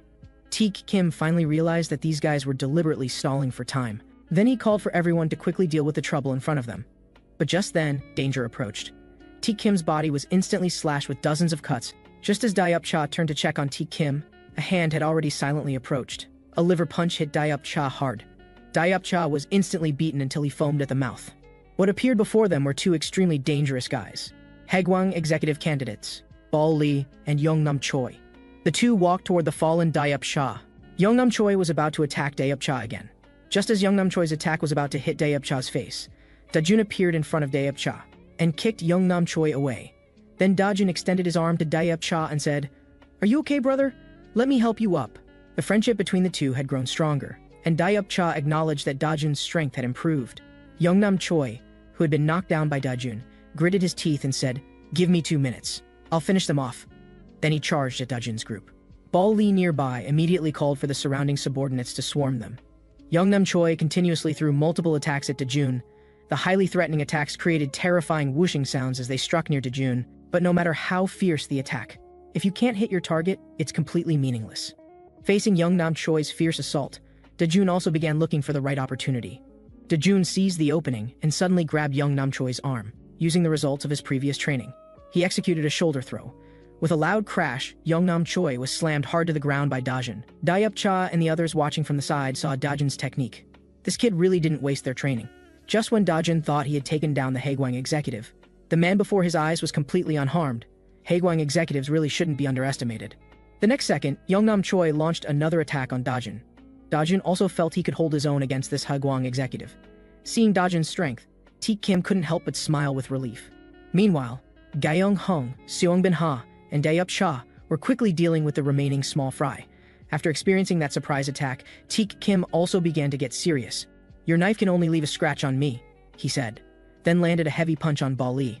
Hit and knocked down, Bal Lee began to realize that the Hanguljo family members seemed much more capable than the rumors suggested. But Teak Kim, who had been calm just moments before. The next second, his arm's plaster bandage was sliced open by a dagger that pierced straight through his arm. Teak Kim hadn't expected this man to launch a counterattack in such a short time. Just as Teak Kim refocused and assumed a fighting stance, Bal Lee actually abandoned his fight with Teak Kim. Then he said, "I don't want to beat you. Beating you would be way too much trouble. After all, I just need to follow Big Brother's orders and keep you busy. Besides, this building will soon be swarming with Haegwang executives. The one who takes you down doesn't necessarily have to be me." Hearing this, Teak Kim was shocked. No wonder these guys didn't want to fight them from the start. But the next second, Bal Lee charged straight into the crowd. The blade flashed past Gyeong and Seongbin Ha. Gyeong and Seongbin instantly had cuts slashed across their arms and legs. Then, while Teak Kim and Dayup-cha were blocked by a group of thugs, he added 2 more wounds to their bodies. This man had single-handedly stopped the entire Hanguljo family in their tracks. Dayup-cha also noticed these guys had blocked the path they'd taken to get up here. Teak Kim, who had originally wanted a quick victory, saw the current situation and knew it was trouble. If they got held up here, the consequences would be unthinkable. Then Teak Kim signaled to Seongbin. Seongbin nodded in response. Meanwhile, Yeongnam Choi looked at Teak Kim, who had just been blocked, and let out a mocking laugh. Then he threw a punch at Dajun in front of him, just as Dajun was struggling to defend and wanted to use that move he'd planned for Gangrak Bay. The next second, Teak Kim's flying kick knocked Yeongnam Choi aside. Then he called to Dajun to run toward the stairs leading to the 3rd floor. Everyone began to break through. Bal Lee and Yeongnam Choi also moved to intercept them, just as they were about to close in. Seongbin and Gyeong struck from the side with punches and kicks at the 2 men. With Seongbin and Gyeong holding them back, everyone rushed toward the 3rd floor staircase. Dajun looked worriedly at Gyeong and Seongbin, who hadn't followed, but Teak Kim said, "Don't worry, just run." When Dajun turned to look at the two, they showed him reassuring smiles that said, "Don't worry, we've got this." "Understanding," Dajun said, "from now on, we need to focus all our strength on defeating Gangrak Bay." Bal Lee's face darkened, seeing the group break through. Nothing was going according to his plan. He then called out to Yeongnam Choi, suggesting they compete to see who could take down more people. Bal Lee was clearly furious at this point. Meanwhile, Gyeong and Seongbin also made a bet about who could finish off their opponent first to claim the other's part-time job pay.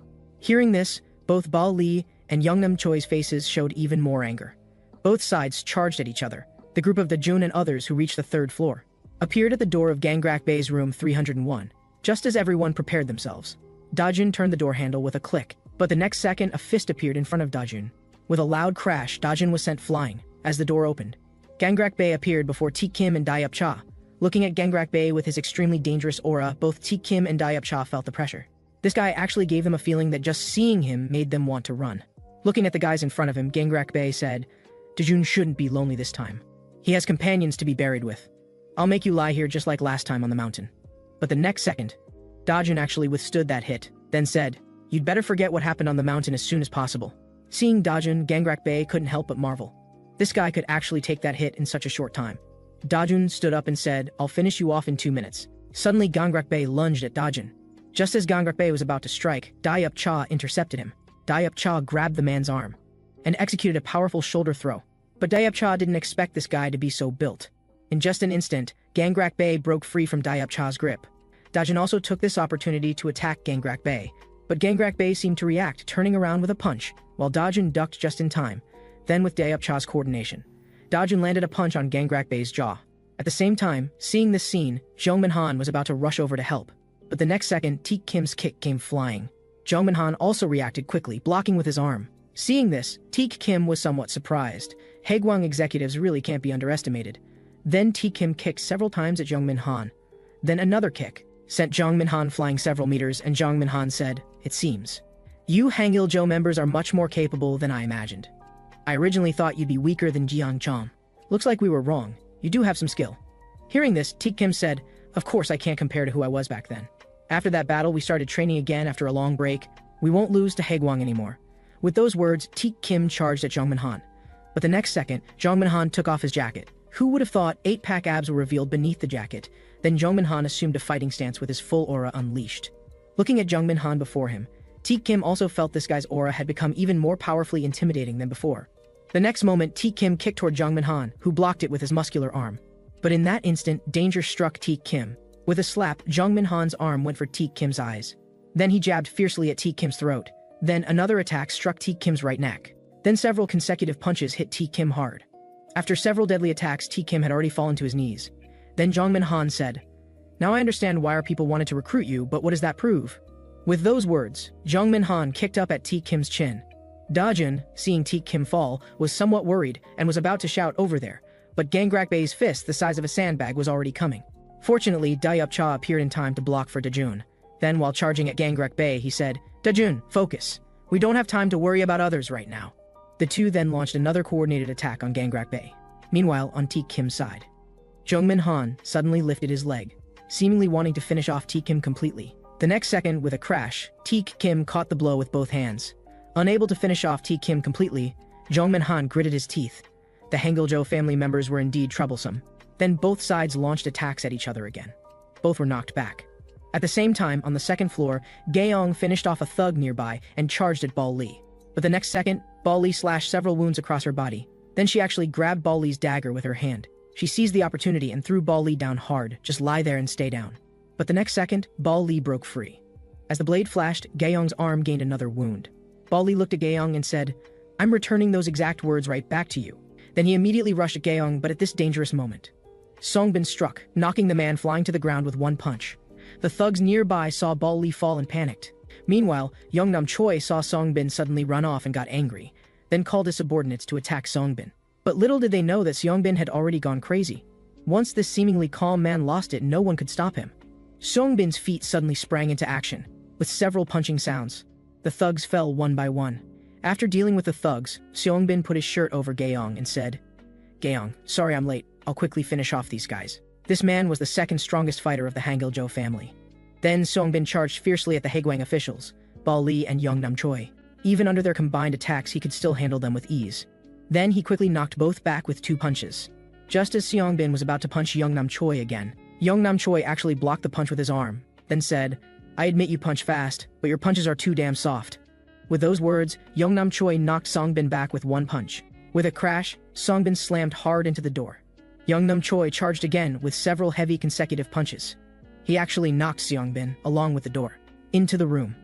Then Yeongnam Choi strode towards Songbin, saying, Is this all the Hangil-jo family has? Hearing this, Songbin said, Is that so? The next second, under Bal Li's horrified expression, Songbin landed an unexpected punch to Yeongnam Choi's face. instantly knocking him unconscious. Then followed with rapid consecutive punches to the man's face. With a crash, Yeongnam Choi fell to the ground. Songbin readied himself for battle again, saying, "Next." Seeing Yeongnam Choi fall, Bal Lee got angry. "You Hangul-jo family really are the biggest obstacle in our Hagwang's path." Then he threw his shirt at Seongbin, and just as Seongbin's vision was blocked, with a swish, Bal Lee had already slashed a wound on Seongbin. At this moment, the two fought like killing gods, attacking each other with punches and blade strikes. The next second, Bal Lee was kicked flying by Seongbin, but unexpectedly. In just an instant, Bal Lee managed to stab his dagger into the left side of Seongbin's body, causing Seongbin pain. Then Yeongnam Choi showed a twisted expression. "Feels good, doesn't it?" In just that instant you adjusted your body position, otherwise that would have been fatal. "But next time I won't miss." Then he attacked Songbin again. Meanwhile, on the third floor, Dajun and Dayupcha had already launched several rounds of attacks on Gangrak Bae, but Gangrak Bae continued to give the two the illusion that he was unbeatable. But the next second, Gangrak Bae struck both of them with 2 punches. Both Dajun and Dayupcha seemed to be getting tired. Dajun began to feel that if they continued this stalemate, they would definitely lose. He then called to Dayupcha, "I want to try that move brother Hangul-jo taught me. Can you buy me some time?" After understanding, Dayupcha immediately rushed at Gangrak Bae, then grabbed Gangrak Bae's arm and punched Gangrak Bae in the face. But Gangrak Bae said motionlessly, "That's it?" Then the two began trading blows to each other's faces. Seeing this, Dajun knew that if he didn't use that move quickly, Dayupcha would definitely fall first. He immediately rushed at Gangrak Bae, but just as Dajun was getting closer to Gangrak Bae, the next second, Dajun was kicked flying. This guy could actually counterattack Dajun while trading blows with Dayupcha. Dayupcha, now held by his collar by Gangrak Bae, seemed to be losing strength. The next second, Gangrak Bae raised his sandbag-sized fist and slammed it hard into Dayupcha's face. Gangrak Bae stared at the fallen Dayupcha like a beast. The next second, Dajun attacked Gangrak Bae again. But due to the size difference, another kick sent Dajun flying. Gangrak Bae looked at Dajun and said, "Don't worry Dajun, I'll send you to join him soon." Dajun was hurt by Gangrak Bae's kick, but the next second, to Dajun's shock, a pair of hands grabbed Gangrak Bae's feet, and that person said, "Hey Dajun, do you have time to worry about others?" Dayupcha suddenly locked Gangrak Bae's feet. Seeing this, Dajun was deeply moved. This guy really doesn't let people down. Just as Gangrak Bae looked at Dayupcha, about to finish him off completely, Dajun leaped up and attacked Gangrak Bae, instantly grabbing Gangrak Bae's head. A knee strike hit Gangrak Bae hard in the face. With a crash, Gangrak Bae was knocked down. Seeing this, Dayupcha looked relieved. Dajun had gotten into the mount position and roared, "You bastard!" Time went back to a few days ago, when Hangul-jo was teaching Dajun techniques. How can a small person defeat a large person? The answer requires only 3 steps.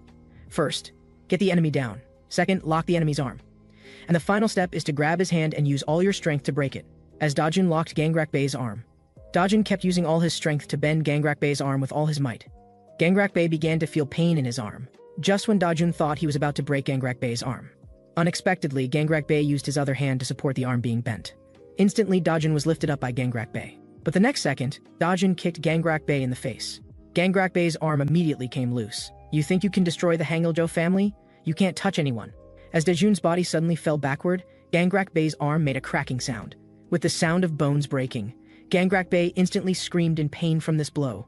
Seeing this, Dayupcha was deeply relieved. His efforts hadn't been in vain. On the other side, T. Kim, seeing the scene, couldn't help but mock Jong Min-han in front of him. But what he got in return was Jong Min-han's burst of laughter. Jong Min-han showed a disdainful smile and said, "You really don't understand Gangrak Bae at all. You're too underestimating Hagwang." With those words, he punched at T. Kim. Although I look down on him, Gangrak Bae isn't just physically imposing. Even among Hagwang officials, he's considered a monster. The next second, the arm that Dajun had broken actually lifted Dajun up, just as Dajun was surprised that he had clearly broken his arm, yet he could still. The next second, with a crash, Dajun was slammed hard to the ground by Gangrak Bae. Seeing this, T. Kim desperately wanted to help Dajun, but the next second, he was sent flying. Jong Min-han said, "You dare get distracted while fighting me? In your current situation, you still have the leisure to worry about others' lives." Meanwhile, Dajun, who was locked onto Gangrak Bae's arm, was being slammed to the ground repeatedly. He had clearly heard the sound of his arm breaking. Why could he still exert force? The next second, Dajun was lifted again, and Gangrak Bae said, "So what if it's broken? Even with a broken hand, I can tear you to pieces." Then he threw Dajun hard into the room. Dajun was hurt by this throw. This guy's really fucking crazy. Just then, Dajun noticed there seemed to be a figure by the bathtub. What appeared before his eyes was actually a tied-up person. When Dajun stood up to look at the man, wasn't this man Inhwan's missing father Bang Chul? Dajun's mind flashed back to the message Inhwan had sent before. Could he have really misunderstood him? Doesn't this prove that Inhwan isn't a spy? Meanwhile, Gangrak Bae dragged his arm as he walked in, saying, "He's just a stupid guy." If he could obediently listen like the young Yukim official I brought, we'd have a lot less trouble. Hearing this, Dajun glared at Gangrak Bey and said, Gangrak Bey, is the spy Songo? But Gangrak Bey showed a sinister smile. In this situation, you still have the mind to look for spies? Then he struck at Dajun. People about to go to hell don't need to know too much. With several heavy punches to Dajun's face. This guy was still so powerful with just one hand. Then came another sandbag-sized fist, slamming hard into Dajun's head. Dajun was gradually losing ground, and just as Dajun fell, Dajun was grabbed and lifted by Gangrak Bey with one hand again. Gangrak Bey suddenly pushed Dajun toward the bathtub. With a splash, Dajun was already grabbed by Gangrak Bey and put into the water, as Dajun's hands trembled, gradually losing strength. Just when Gangrak Bey thought he had completely finished off Dajun, he then threw Dajun into the bathtub. But the next second, a hand suddenly shot out from the bathtub. Dajun again locked Gangrak Bey's other uninjured hand. Gangrak Bey was shocked. He didn't expect this kid to still be alive. The next second, he grabbed Dajun's head again. At this moment, Dajun's eyes were fierce, as if he had already resolved to die. If only ruthless people can survive in this neighborhood, then it seems Dajun has become ruthless. And ruthless people aren't just those who do bad things. Having an indomitable spirit can also make you ruthless. With the sound of another arm breaking, your second hand, Gangrak Bey. I'm taking it too. Gangrak Bey immediately gritted his teeth in pain. Just as Dajun saw this move starting to work on him, having been in the water for so long, he couldn't hold out much longer. He had to find another way out. But just as Dajun was thinking he needed to quickly break this arm, Gangrak Bey actually lifted his right hand that Dajun had broken earlier and slammed it hard into Dajun's forehead. This blow also caused Gangrak Bey's right hand to be injured on top of injury. Then several more punches slammed hard into Dajun's head. Dajun's eyes began to roll back. His body gradually lost strength, and he let go of Gangrak Bey's locked left hand, just as Gangrak Bey was about to deliver a fatal blow to Dajun. Byung-cheol, dragging the chair he was tied to, rammed into Gangrak Bey. After being knocked down by Byung-cheol, Gangrak Bey looked viciously at him and said, "Are you fucking looking for death? Don't want to live anymore?" Then Gangrak Bey stomped viciously on Byung-cheol's stomach, and the chair was shattered by this stomp. Then another kick went toward Byung-cheol. "You think you can help him like this? Stop fucking daydreaming. Since you're so eager to go to hell, I'll grant your wish." Just as Gangrak Bey was about to lift his foot to attack Byung-cheol again, with a smack, Gangrak Bey's forehead instantly started bleeding. Dajun held the broken wooden stick and said, "Don't multitask. You still have unfinished business." Then he threw away the wooden stick. Gangrak Bey looked at the blood on his hand, somewhat dazed. Having never bled before, he was being repeatedly struck here today. As Dajun again sent greetings to Gangrak Bey, Gangrak Bey was completely enraged. The two charged at each other again. Meanwhile, on the second floor, Bal Li looked at the blood on his dagger with a sinister smile. Gaeong looked at the injured Seongbin with worry. Seeing this, Bal Li found it laughable. "What's the use of being good at fighting? You're still being dragged down by your teammate. This life deserves to be lost. I warned you long ago that useless people should be discarded early." With those words, Seongbin attacked Bal Li. Feeling Seongbin's attack, Bal Li didn't expect this guy to still have such strong fighting power despite being so badly injured. The next second, Seongbin charged at Bal Li again. "You'll regret what you just said." The two began fighting again. Seongbin's body now had several more wounds. Bal Li began to feel that Seongbin's punches were getting faster and faster. If he didn't have concerns behind him, I'd probably have lost already. As the two were fighting, Bal Li suddenly dodged and leaped toward Gaeong nearby.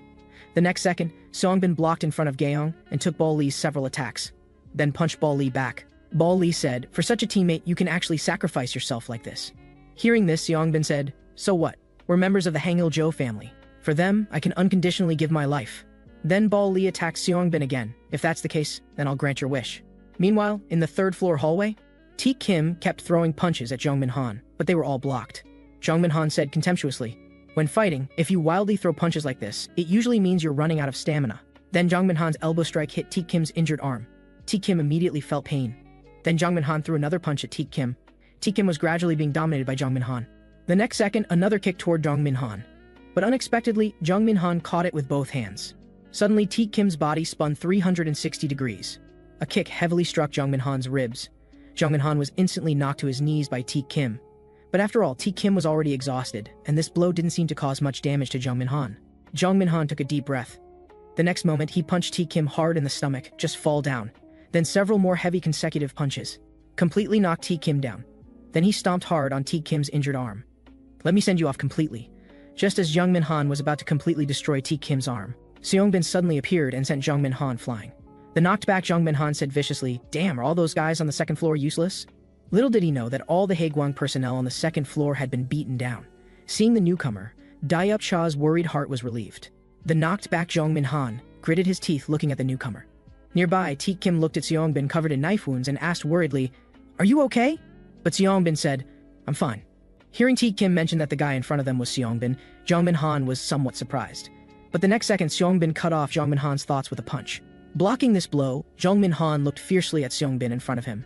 But the next second, Seongbin attacked Jongmin Han again, giving him no chance to react, and Jongmin Han was beaten back repeatedly. Then Jongmin Han counterattacked with a kick at Seongbin, who quickly ducked to avoid it, then landed a heavy punch on Jongmin Han's face. Seeing this, Teak Kim couldn't help but sigh, although he had always known Seongbin was capable.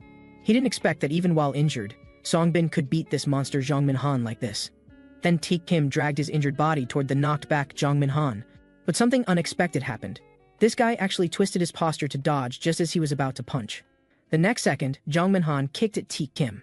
Fortunately, Seongbin appeared in time to block in front of him and take the blow, then punched Jongmin Han in the face. Then he called to Teak Kim, "Teak Kim, I'll handle this guy." Hearing this, Teak Kim dragged his tired body and said, "How about we do it together? I won't make the same mistake as before. Don't worry about me." But Seongbin assumed a determined posture and said, "No, this guy must be dealt with by me personally." Looking at Seongbin in front of him, Jongmin Han showed an interested expression and said, "Seongbin, is that your name? This is my first time knowing it. I didn't expect you to join the Hangil-jo family and be treated as a capable fighter. But life is truly wonderful. I didn't expect we'd meet again like this, right, you big burden?" Hearing this, Teak Kim asked in surprise, "Seongbin, you know him?" Hearing this, Seongbin said, "When I was very young, I encountered this guy, and he's the most unfortunate misfortune in my life." Nearby, Teak Kim looked at Seongbin in front of him. This was the first time he'd seen Seongbin this angry. Then Jongmin Han walked towards Seongbin. "Now that you have some skill, you're starting to put on airs with me. Looks like I need to teach you a lesson like the old days." Seongbin also walked toward Jongmin Han. "I never expected to meet you here today, but I'll thoroughly end that past here." Both charged at each other again.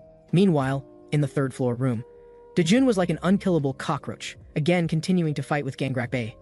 Dajun also noticed that Gangrak Bae was starting to show problems. Indeed, breaking his arm earlier had caused damage. Otherwise, he'd really have trouble withstanding his punches now, but defeating him in his current state wasn't impossible, as long as he used what he learned during training. As Gangrak Bae's fist came at Dajun again, Dajun began to counterattack, landing several heavy punches to Gangrak Bae's stomach, then a fierce kick to Gangrak Bae's chin.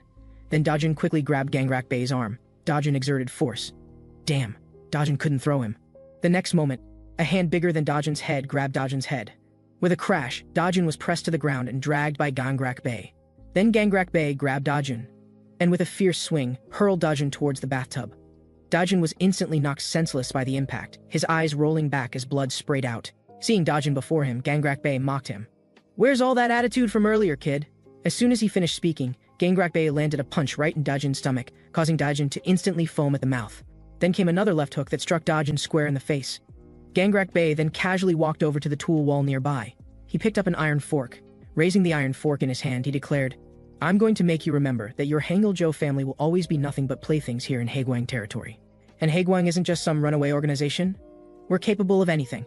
Just as Gangrak Bae was about to strike, Dajun, Byung-chul, who was nearby, grabbed onto Gangrak Bae's leg and begged him to stop. But who was Gangrak Bae?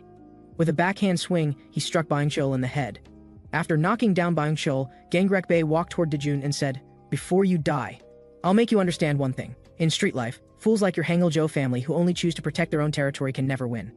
The iron fork then came flying toward Dajun. It's always those who take and plunder that emerge victorious. At this moment, Dajun had been beaten by Gangrak Bae to the point where he had no strength left to resist. Could it be that everything Dajun had done truly meant nothing? Suddenly, a conversation with Hangil-jo flashed through Dajun's mind. Dajun had said, "I'm sorry, I put everyone in the Hangil-jo family in danger." But Hangil-jo had dismissed it, saying he thought it was something else entirely. Hangil-jo comforted Dajun, saying, "If any other family member was hurt and needed help, we firmly believe that Dajun would help them without hesitation. Just like now. You're the most trustworthy person in the Hangil-jo family. Others might call you foolish for helping people you've just met. But in this street life, your life is your own. Nobody gets to dictate how you should live." After knocking Dajun down, Gangrak Bae walked toward Byung-chul. As Dajun grabbed the iron fork that was aimed at Byung-chul, he glared menacingly at Gangrak Bae before him. Then he said to Byung-chul, "Don't worry, uncle, I'll definitely get you out of here." Seeing Dajun standing in front of him, Gangrak Bae was completely enraged. The next second, Dajun threw a fierce punch, striking Gangrak Bae's injured arm. Gangrak Bae's weapon immediately fell from his grasp. With unwavering determination, Dajun then swung another powerful punch, landing it squarely on Gangrak Bae's face. "You, Gangrak Bae, can never underestimate the members of the Hangil-jo family." The scene shifts to 8 years ago. Seongbin was an orphan at that time, having grown up in an orphanage since childhood. Although the orphanage was very old and run down, the director still took meticulous care of them. There were friends who lived together there, and for someone who had been abandoned since birth, it was a very warm place. However, young Seongbin didn't really cherish that warmth, and one night he ran out alone. As Seongbin wondered why everyone could be so happy every day, when they were all orphans. Suddenly, Seongbin saw a bloodied figure collapse in front of him, and he encountered the person he should never have met in his life. This person was Jongmin Han. It was precisely because he met him that day that his home was destroyed. Since Seongbin witnessed his criminal acts, Jongmin Han wanted to eliminate Seongbin, but seeing that Seongbin was very young, and learning from Seongbin that he was an orphan from the orphanage. What nobody expected was that this guy actually used Seongbin as a hostage to threaten the director, demanding a huge ransom from the director to spare Seongbin's life. The director thought that giving Jongmin Han the money she had worked so hard to gather would end his violence, but instead he escalated his brutality by calling his underlings to destroy the orphanage. The director was also brutally murdered while trying to stop them. After the director's death, the orphanage was forced to close. The friends also went their separate ways to prepare for new orphanages, and this once warm home became a cold, empty place. To seek revenge, Seongbin left the orphanage. From that day on, Seongbin swore to get his revenge. The day he left the orphanage, Seongbin came to Jongmin Han's territory with a kitchen knife. He immediately charged at Jongmin Han, roaring, "Give me back my home!" But Seongbin was too small at the time. Before he could even get close, Jongmin Han stepped on him and taunted. I wondered who it was. Turns out it's that little brat from the orphanage. Jongmin Han took the kitchen knife and left a deep mark on Seongbin's forehead. Blood immediately flowed from Seongbin's forehead. After that, Seongbin went to find Jongmin Han several more times, but each time he was beaten black and blue. This is how young Seongbin lost his only home and became an orphan once again. Back to the present, Seongbin said seriously, Jongmin Han, I'll settle the score for the orphanage with you properly. He then threw a punch at Jongmin Han. Jongmin Han blocked the strike with both hands but said mockingly, after all these years, you really haven't improved at all. A useless guy like you needs to accept what he's lost. He then threw a punch at Seongbin, then raised his palm again to use that lethal move he had used on Taek Kim earlier. Taek Kim, who was helping Dai Up Cha to his feet, saw the scene, and quickly warned Seongbin to be careful. Just as Jongmin Han's palm was about to strike Seongbin, Seongbin actually used his opening to dodge the attack, then landed a punch to Jongmin Han's stomach, followed by a series of angry punches. That broke through Jongmin Han's defense. You, Jongmin Han, owe me, and I'll make you pay me back with interest. Then came several more fierce punches to Jongmin Han's stomach. Finally, an elbow strike sent Jongmin Han flying and crashing to the ground. Taek Kim and Dai Up Cha, seeing Seongbin knock down Jongmin Han, couldn't help but exclaim how awesome Seongbin was. Hearing this, Seongbin said, no, I'm still far from it. This guy won't go down that easily. Sure enough, the fallen Jongmin Han slowly got back up. Jongmin Han then removed his jacket, revealing his terrifyingly muscular physique. You little punk finally made me go a bit crazy. Today it's either you die or I die, you brat. The next moment, Seongbin quickly struck at Jongmin Han. Both of their fists landed on each other's faces. Then it was punch after punch, landing on each other's bodies. At this moment, the two fought like mortal enemies, wanting to completely finish off the other. The two onlookers were somewhat stunned watching the scene. These two guys could actually fight this brutally. But Seongbin, due to his injuries from the second floor, was starting to fall behind Jongmin Han in stamina. Now when Seongbin's punches hit Jongmin Han, it seemed like Jongmin Han didn't even react. Seeing this, Taek Kim became somewhat worried, considering whether he should join the fight. But Dai Up said, this is something Seongbin must do. We can't interfere, and with your current physical condition, going would only burden him. The next second, Jongmin Han kicked towards Seongbin's face. Seongbin's punches were now starting to miss Jongmin Han, and just as Jongmin Han sensed Seongbin's stamina was failing, he used all his strength to strike fiercely at Seongbin's face. At this moment, the struck Seongbin's mind suddenly flashed back to the first day he met Hangul-jo. It was because of that day that he had a new home again. And this time, he wouldn't lose it again. Just as Jongmin Han was surprised that Seongbin hadn't fallen despite being hit, Seongbin's punch, filled with conviction, landed heavily on Jongmin Han's face. Jongmin Han was completely sent flying by Seongbin's punch, and passed out. This time, Seongbin had finally protected his family. Meanwhile, on the other side, Dajun suddenly exploded into action. Throwing a punch at Gangrak Bae, Dajun knew he had to move first, no matter how freakishly strong Gangrak Bae was. Only by taking the initiative could he have even a 1 in 10,000 chance of beating him. Then came a kick aimed at Gangrak Bae's forehead. With a loud smack, Dajun's kick connected with Gangrak Bae's face, while Gangrak Bae's punch missed Dajun. Gangrak Bae's already injured forehead was now hurt even more. At this moment, the way Dajun looked at him couldn't help but remind Gangrak Bae that he too had once been a member of a runaway gang. Back then, Gangrak Bae had truly believed they were family, but it wasn't long before he was betrayed by them. From that day forward, Gangrak Bey no longer believed there was any such thing as family on the streets. And it was on that day that he met the person who would change his life. This person was the founder of Haegwang. After joining Haegwang, Gangrak Bey did many illegal things, and also gathered a bunch of guys just like him. But seeing Dajun before him still believing in the idea of family on the streets was just too ridiculous. He then delivered a whip kick toward Dajun. Dajun quickly dodged Gangrak Bey's attack, just as Dajun seized the opportunity to strike at Gangrak Bey's face. Gangrak Bey also noticed this. The next second, Gangrak Bey actually quickly moved around to Dajun's front, then grabbed Dajun's collar, and violently headbutted Dajun's forehead. The caught off guard Dajun nearly passed out. Then Gangrak Bey assumed a powerful stance, and hurled Dajun several meters away. Dajun shakily got back up. Didn't expect this guy to be so strong and still move so damn fast. The next second, Gangrak Bey charged at Dajun again. Seeing Gangrak Bey's approach, Dajun could only use those methods Hangul Jo had taught him, using the surrounding environment to block his opponent's movements. Dajun suddenly spat a huge wad of phlegm at Gangrak Bey. But the next second, Gangrak Bey actually dodged it. So next would be using the surrounding environment to find a suitable weapon. But just as Dajun looked around and realized there wasn't anything useful nearby, Gangrak Bey was already charging at Dajun. With a knee strike, he sent Dajun reeling back. The knocked back Dajun also felt pain shooting through his arm. Gangrak Bey also approached Dajun step by step, saying contemptuously, "Looks like there's a problem with your arm." Then came another kick to Dajun's face. "Looks like it's fair now." Then followed several consecutive kicks that heavily struck Dajun's body. "Since both our arms are broken, that means you have no chance of surviving." He then heavily kicked Dajun to the ground. "I'm going to beat you until you're completely paralyzed." But the next second, Dajun, like an unkillable cockroach, shakily stood up again and said, "Can you do it, you mophead? We absolutely won't lose today." Seeing Dajun before him, Gangrak Bey was instantly furious. This guy was just like an unkillable cockroach, and the way Dajun looked at him made Gangrak Bey feel sick. At this moment, Dajun was just like his own foolish former self, believing in the family behind him. The next moment, Gangrak Bey threw a punch at Dajun's face, roaring, "Don't stare at me with those disgusting eyes." Then came another kick at Dajun. At this point, Dajun's body was gradually reaching its limit. If this kick connected, he would definitely be finished. Then Dajun burst with willpower, suddenly spinning his body to dodge the kick, and using the momentum from his turn. He landed a heavy punch on Gangrak Bey's chin. Looking at Dajun before him, Gangrak Bey couldn't help but say, "Damn it, what the hell are you persisting for, you little punk? Do you think the Hangul Jo family can last forever?" Hearing this, Dajun asked, "Do you have any trustworthy family in Haegwang?"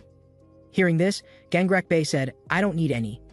For Gangrak Bey, there were only two types of people on these streets, either the plunderers or the plundered. To him, family was all fake. But Dajun just smiled. "You don't, huh? Then you're definitely going to lose today." Just as Gangrak Bey charged at Dajun again, Dajun grabbed some water from the pool beside him, and suddenly splashed it at Gangrak Bey. Gangrak Bey was confused by this move. A guy who was about to be finished was still making these pointless struggles. Then Dajun quickly ran away, and picked up an iron pipe from nearby. Gangrak Bey also casually picked up a weapon nearby and said, "So this is your final trump card?" Hearing this, Dajun said, "Gangrak Bey, you entered street life before me, but you don't have brothers who are like family. Your luck is really terrible." Then Dajun raised the iron pipe and charged at Gangrak Bey. Hearing this, Gangrak Bey looked at the charging Dajun and said mockingly, "You're about to lose your life because of this." But Gangrak Bey, who had just been dismissive, was suddenly restrained by several people around him. Then Dajun said, "You, Gangrak Bey, being alone means you're destined to never win. The ones who will be victorious, who will survive, are destined to be us." Gangrak Bey immediately panicked, and Dajun's swinging iron pipe also struck heavily on Gangrak Bey's head. With a loud clang, Gangrak Bey fell to the ground. Dajun and the others, seeing the fallen Gangrak Bey, finally breathed a sigh of relief. Just as they were commenting that Haegwang's officers really weren't easy to deal with, they were also amazed by Dajun before them. Teak Kim looked at Dajun and said, "Dajun, your strength has improved a lot. You can defeat these Haegwang monsters by yourself. You really seem to have talent." The next second, he jokingly said to the fallen Dayup, "Dayup, you won't have a chance to make Dajun do your laundry anymore." Dajun looked at everyone and sighed, "Good thing everyone's okay." But then he remembered that Inhuan's father had really been taken and that Inhuan hadn't been lying to him. As Dajun looked around, he discovered that Inhuan's father was nowhere to be seen. He then asked Teak Kim and the others if they had seen an older man, but they said confusedly that they hadn't seen the person he was talking about. Dajun then went to the third-floor hallway, the second-floor hallway, the first-floor hallway, but he didn't see Inhuan's father anywhere. Then Dajun saw a nearby Haegwang underling who was still breathing. He grabbed him and asked, "Do you know where Byong Cheol went?" The underling said, "He was just taken to the underground parking garage." Dajun was very confused. They had already dealt with all the Haegwang officers, so why was Inhuan's father taken away? The underling also said, "From the moment you guys defeated Gangrak Bey, Byong Cheol was as good as dead. Haegwang isn't as simple as you think. Guys like Byung-chul who need to be persuaded. If they can't be convinced, they're definitely going to die. After learning the truth, Dajun quickly knocked out the guy in front of him and immediately rushed toward the stairs leading to the underground parking garage. But Dajun's body was clearly near exhaustion now. Even walking was somewhat unsteady for him. The next second, with a careless misstep, his body tumbled down the stairway. At this moment, Dajun thought about his guilt over not trusting in Hwan. He still struggled to stand up. He didn't want to disappoint his friend once again. Finally, dragging his exhausted body, he made it to the parking garage. As Dajun looked around, a figure nearby caught his attention. When Dajun looked toward the car trunk, Dajun was somewhat surprised. Songho, who was supposed to be injured and hospitalized, had actually appeared here. Seeing Dajun, Songho also greeted him. Dajun then asked Songho why he was here. Songho replied that he had heard In Hwan's father was being held here, so he came, and that he felt a bit unwell, so he hadn't gone up to rescue him yet. Looking at the somewhat evasive Songho before him, Dajun understood why he had appeared here. Songho looked at Dajun and began to hypocritically ask about what had happened to Dajun's injuries. Hearing this, Dajun said he had just fought with Haegwang people. But when he finished dealing with them, he found that In Hwan's father was missing, so he came down here to look. He then tentatively asked Songho in front of him, "I just heard that In Hwan's father was brought to the parking garage. Did you see him?" Getting no useful answer, Dajun was about to turn and leave. But at this moment, Songho was also walking step by step behind Dajun. The next second, Songho spoke up, saying he couldn't contact In Hwan, so he was very worried and came here alone. And meeting Dajun made him feel much more at ease. Dajun also sensed Songho approaching from behind, and suddenly stopped. At this moment, Songho's hypocritical words finally made Dajun unable to hold back. The next second, he threw a punch at Songho. Then Dajun asked, "Songho, where exactly is In Hwan's father?" Exposed Songho said darkly, "Dajun, what are you talking about?" Then Dajun said, "You've been keeping your hands behind your back since earlier. Are you afraid I'll discover something? Or afraid I'll see the blood on your hands? Are those really the hands of someone who just arrived?" Realizing he'd been exposed, Songho finally stopped pretending. "That old man bled way too much. I thought I had hidden it well. But you still found out.